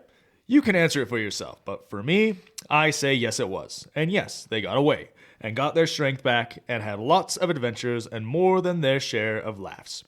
But that doesn't mean I think they had a happy ending either, because in my opinion, anyway, they squabbled a lot, and Buttercup lost her looks eventually, and one day Fezzik had lost a fight, and some hotshot kid whipped Inigo with a sword, and Westley was never able to really sleep sound because of Humperdinck maybe being on the trail.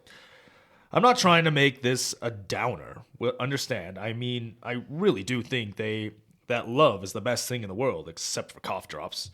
But I also have to say, for the umpty-umpth time, that life isn't fair. It's just fairer than death. That's all. And that's where he ends it. So, we kind of took thanks to Geoff's idea, we took his advice of, what do you think? And we kind of wrote our own endings for this. Now, we kept it pretty brief, and I don't know who wants to start, so we're kind of picking up where our 4 heroes are riding off in escape. They're in pursuit right now of Prince Humperdinck's men. What do you well, let me ask this. Did any of you guys listening to the sequel book Buttercup's Baby at all in that abridgment? No. Good. Because I didn't read that part either. I was thinking of doing it so I could be all snotty and be like, well, since I have the facts of the future, I can make this more... But no, I wanted to have fun with this. You do have more information having read the book, I wouldn't doubt I kind of went to the more ridiculous level of fantasy. So I don't know who wants to start. It's got to be you, Geoff. This was your idea. Gotta be me. No, I think it'll definitely be cool to see each of our... takes on this, and I think it will go to show a lot of kind of our preferences and our the things we talked about for why we think fantasy is important, especially this type of fantasy. So this will be a lot of fun. All right, here we go. To get ready read this. Now, all of a sudden, I got so nervous. You can do it. I believe in you. I read You it can to do my it. wife, and I'm not bragging or anything because I was like pestering her after this, but I was like, "So, how was it?" And she's like, "Yeah, it was good." I'm like, "Tell me more." What I was wrong, but yeah. So let's see how this goes. All right. Prince Humperdinck, now with the Florin army in front of him, pursued the group with all the way to the coast.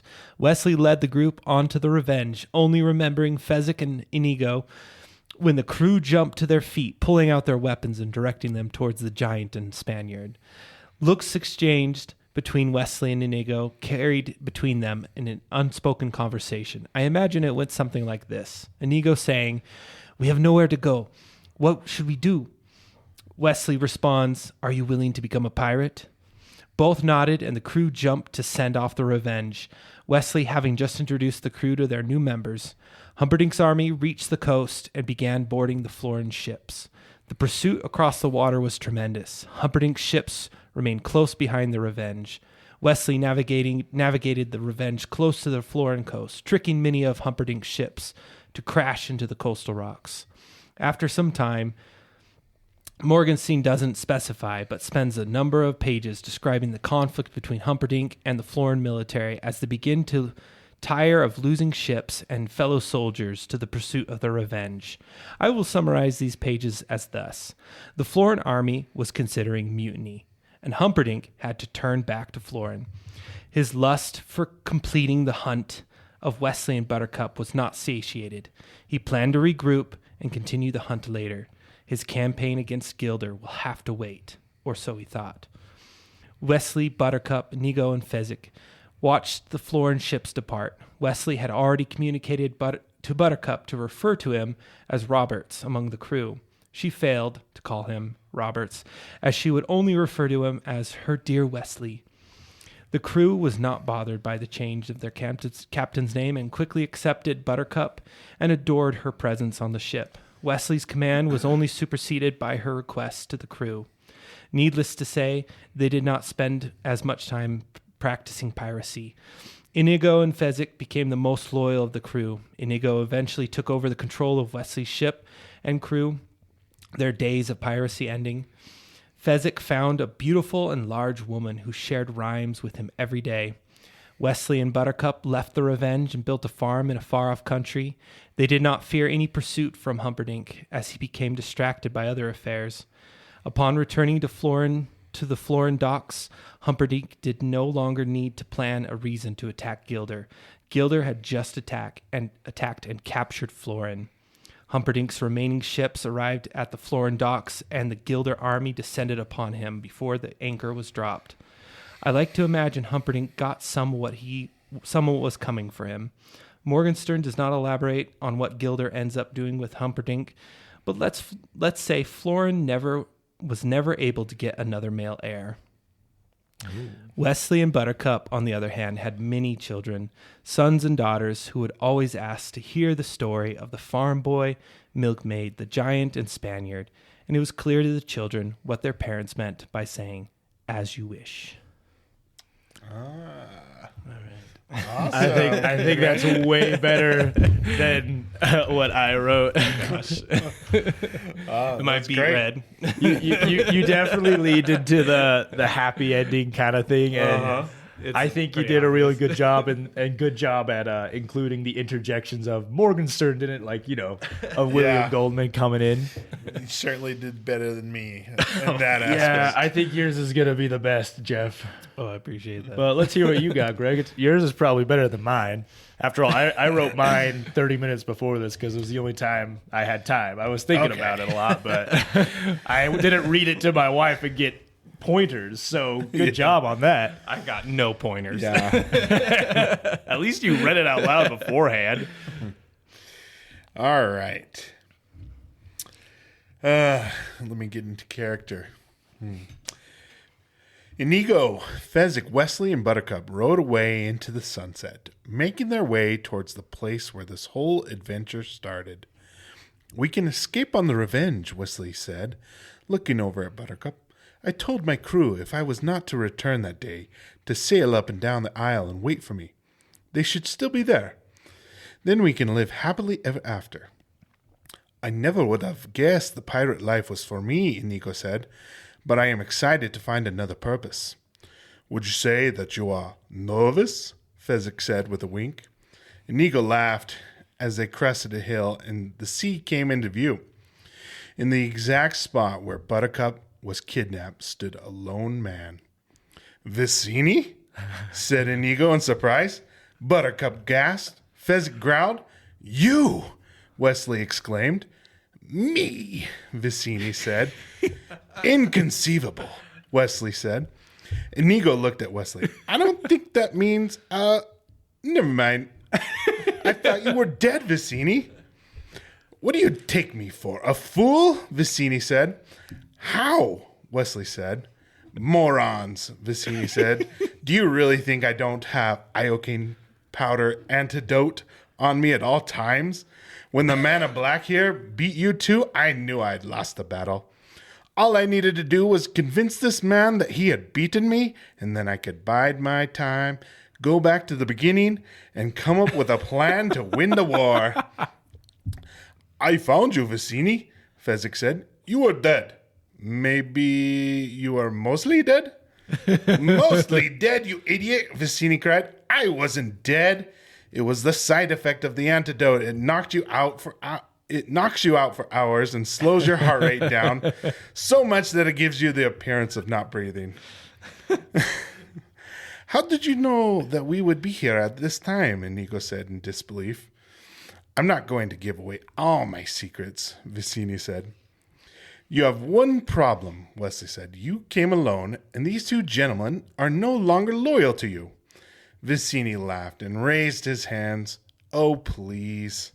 At that moment, they were surrounded by at least 12 men. Normally, that would have been a fair fight, but with Inigo's injuries and Westley being mostly dead all day, there was no way Fezzik could take all 12 men. I can only take 10, Fezzik said. Kill them, Vizzini said. The 12 men started closing in. Wait, Westley yelled. There must be something I can offer you. The men hesitate. Too late, Vizzini said. Kill! Whatever you're being paid, I will double it, Westley yelled. There was silence, and everyone looked at Westley. Perks of being a pirate, he said with a shrug. There was silence once more, and everyone looked at Vizzini. I accept, he said. The end. I will. That is fantastic. I think there's something special about Greg, and that is he has a fantastic humorous heart to him, and that is apparent in all of that. So I think you did a fantastic job, man. Oh, thank you. That was great. Yeah. I wanted Vizzini back in. That was like my initial thought. And I was like, oh, how's this going to play out? But And I love how you did the classic stuff in fantasy where I'm not going to explain everything. Yeah. You leave questions unanswered, and that's okay. yeah. That was great dialogue too. I could exactly imagine those coming from each of the characters. So Yeah, I tried to play in like a lot of, like the rhyming of Fezzik and what dialogue was used before, Oh, But yeah. Cool. Well done. Thanks, guys. Well, it's probably best we started with Geoff than you than me, because Geoff seems the more grounded and like cookie cutter of an ending. Yours goes down like a very unseen path, but is very rewarding. Mine kind of goes in a too silly of a path. So I'm excited. so don't judge me. Give us Derek. I also spilled water on his paper, so it is so smudged. this might be hard to read. It was So planned we'll, sabotage. But I tried bear with I you, tried to Derek. mimic William Goldman's writing style. So, okay, just to recap, like Fezzik's taking a wrong turn, Buttercup's horse lost a shoe, Wesley's relapsed and is unconscious, and Inigo's wounds have reopened. Now, yes, everybody seemed lost for everything seemed lost for our 4 fine fellows, which we have grown to love so much through this adventure. That's what Morgenstern would have you believe, anyway. Fezzik, taking a wrong turn, came to their advantage in all reality. Let me back up. Back in the fire swamp, when the 2 ROUSs voraciously devoured the one that Westley defeated, they got a taste of Wesley's blood from that ROUS's jaws. Human blood. It was divine to them. They did their best to pursue Westley for another taste of that divine blood to satiate their craving. This only got them as far as the Revenge, which was waiting for Westley at that time, but he never came due to Humperdinck's treachery. Well, like the rats they are, they stowed away. Now, don't ask me how a rodent of that unusual size could do it for so long and not be noticed. Morgenstern doesn't explain it, and neither shall I. I suppose he was enamored with Florini's celebratory customs to look into this one. Well, the 2 ROUSs were now on Florin soil because of the Revenge came to Florin soil, and Fezzik found them. That's where Fezzik took the wrong turn into. Buttercup screamed and quivered at their sight. She thought she would never have to relive this nightmare. And that scream is what brought Humperdinck and his men to a close in on their location.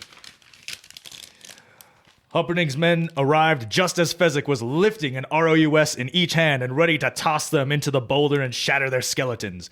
But they were quite in a frenzied panic, and they were going crazy at the smell of Inigo's blood.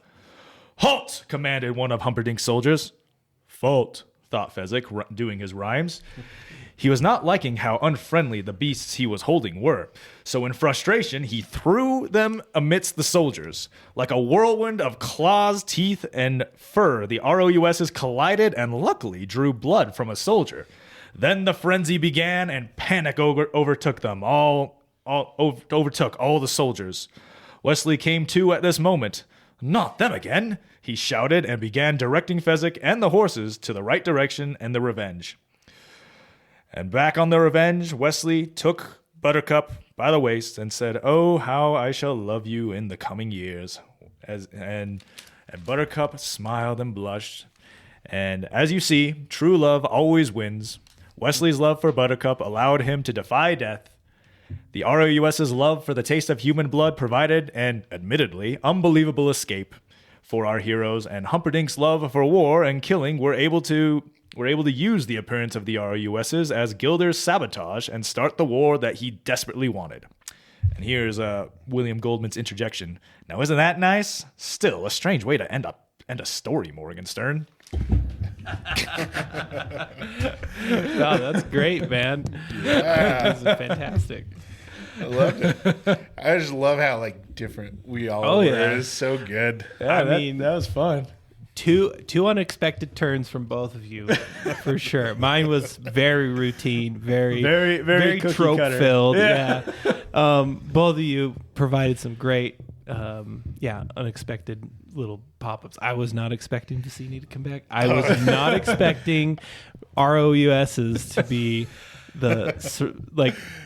out of the back to the middle of the story. That was great. You see, one of my favorite things of fantasy is the monsters they provide. Yeah. And I feel like this one is actually a little lackluster. Well, at least the book is better at filling it in. And props to the movie for giving us the whispering eels, because in the book it's sharks. Shrieking eels. Oh, shrieking eels. Sorry. Yeah, it's shrieking eels. Whispering. But I loved the shrieking eels. I thought they were terrifying. The ROUSs, so I was like, I love a good monster. So I kind of wanted to bring them back. Yeah. Oh, It's yeah, funny it's because great. I love thought we would all bring Vizzini back. Everybody's going to think of this. Oh, man. Whatever. I was going to go into detail of having Humperdinck's upcoming or comeuppance to be a rendition of what Westley described to him. But I was like, that might be a little too much. Actually describing everything. I'll just go with something simpler. That was awesome. That was a lot Good of fun. job, fellas. Yeah, that was fun. Fantastic. We've got some up and coming writers on our hands. All right. Maybe.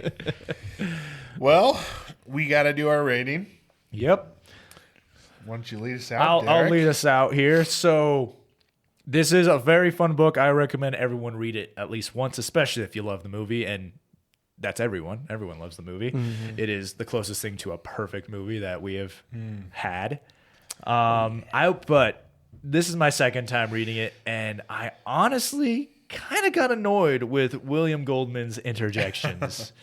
Where I was like, and he's very wordy, especially with the introduction, and I was getting kind of annoyed of him. Kind of like you get annoyed with the kid and the grandpa interrupting the story. Yeah. So you could probably skip it's all italicized what he says. You could skip what he says, and you'd have a much quicker and more fun read. And that was one of the negative parts. And they took out the shrieking eels. Like, it's in the map in the book, but you don't have anything with the cool shrieking eels. But other than that, I'm going to give this book a solid 8 out of 10. Sweet. Mm-hmm. Okay. Yeah, I guess I haven't read the full book. The audiobook was great, but it was essentially like just listening to the movie. Which is not a bad thing by any means, because the movie is so great and fun and amazing and timeless. It'll be something I will watch with my kids and hopefully their kids. So with that, and also As You Wish kind of factored in, I was kind of thinking in the 8s as well. I would probably go high 8s, probably like 8-7. Nice. I thoroughly enjoyed all aspects of this. Mm-hmm. It definitely was so fun. So good pick, Derek. Thanks. Oh yeah. It is interesting. I think the audiobook does reduce a lot of what Goldman's Goldman's interjections, because I did not notice nearly as many as like you're describing.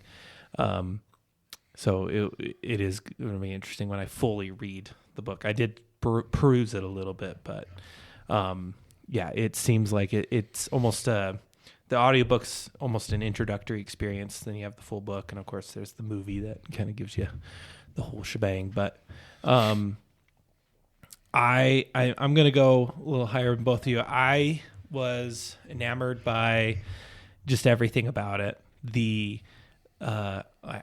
It seriously has inspired me I want to do something like this. I would love to take some of the story ideas and try and do a similar idea of it exists as a fictional book, and I want to recreate it.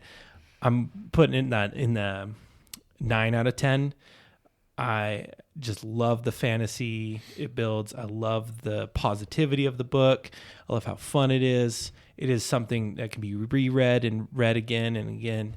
Read to your children, read to your grandparents. Of course, it's accompanied by the movie. And then, like you said, the As You Wish book is also just fantastic. I'm going to give that a 9 out of 10 too, because it's just...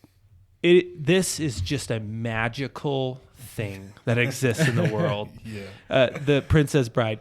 This is something I don't think... This is an interesting idea. Was nostalgia is going to be hard to kind of build on in the future, because things are more and more not becoming as nostalgic. Like, nobody's nostalgic for the iPhone 12. Nobody's nostalgic for the iPhone 13. But this has almost forever nostalgia to it.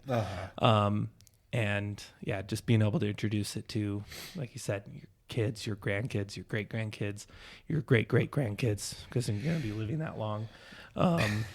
But I absolutely love it. 9 out of 10. Fantastic. Sweet. Mm-hmm. Yep. So fun. So cool. That was awesome. Yep. I had a fun time being Rascals with you guys this evening. Yeah. Great. That's great. We are going to have to do that book finishing thing again. That was pretty fun. I was a little nervous, but yeah, it was fun to practice some writing again. That was nice. Yeah, it was good. definitely it helps, man. Any kind of practice like that helps. Once you brought that up, Geoff, my brain was just like, and the thing that popped in my head first was like, bring back Vizzini. And it's just like, okay, well, how am I going to do that? I love hearing that. That is exactly what it's supposed to do. Just so cool. It is fun. Yeah. So I get to pick the next book, which is sweet. I've been debating between 3 books. I'm not going to mention the other 2 because I think they'll probably be my next 2 picks after this one. But I think for relevancy, I'm going to pick Project Hail Mary by Andy Weir. I have not read this book. I have read The Martian and Artemis. The Martian was amazing. It was really good. The movie also was amazing. I think it followed the book really well. Fantastic. Artemis was okay. It was good, enjoyable, not something that I want to ever return to. So I'm curious about this. And I'm really curious about the movie as well. And I think it would be fun for us to go see it as a group. But, if we can make it happen, awesome. If not, no worries. But, yeah, I think it'll be fun. Some worries, but not too many. Well, I hope we can all get together and watch it. Yeah. And we can take our wifeys out to a nice evening. Mm-hmm. I don't really want to be seen with my wife. But no. After hearing about all this true love, I see why you love this book. It is an escape for you. No, that sounds awesome. Popcorn. No? This movie, to me, it almost appeared out of nowhere. I've Andy Weir, right? Yeah. Have you read any of his stuff? Oh yeah, I've read The Martian and he seems like a total sci-fi nut. Like he knows his stuff really well. So I'm really excited about it because it just seemed to pop up and gain some immense popularity, and I mean that's usually a good sign for a book. Yeah. So I've started it like the first couple chapters, and gotta say, it is reminding me of one of my own works. Which is like, I'm like, I was a little self-conscious about it anyways. Now I'm like, okay, maybe it's not so out there. But anyways, we can talk about it more next time. Yeah. All right. That'd be great. So, cool, fellas. Anything else before we take off? No. Good to go. Sweet. Yeah. Okay. This has been Big Rascals. Keep reading, keep writing, and stay rascally, my friends. Catch you guys later. Bye. See ya.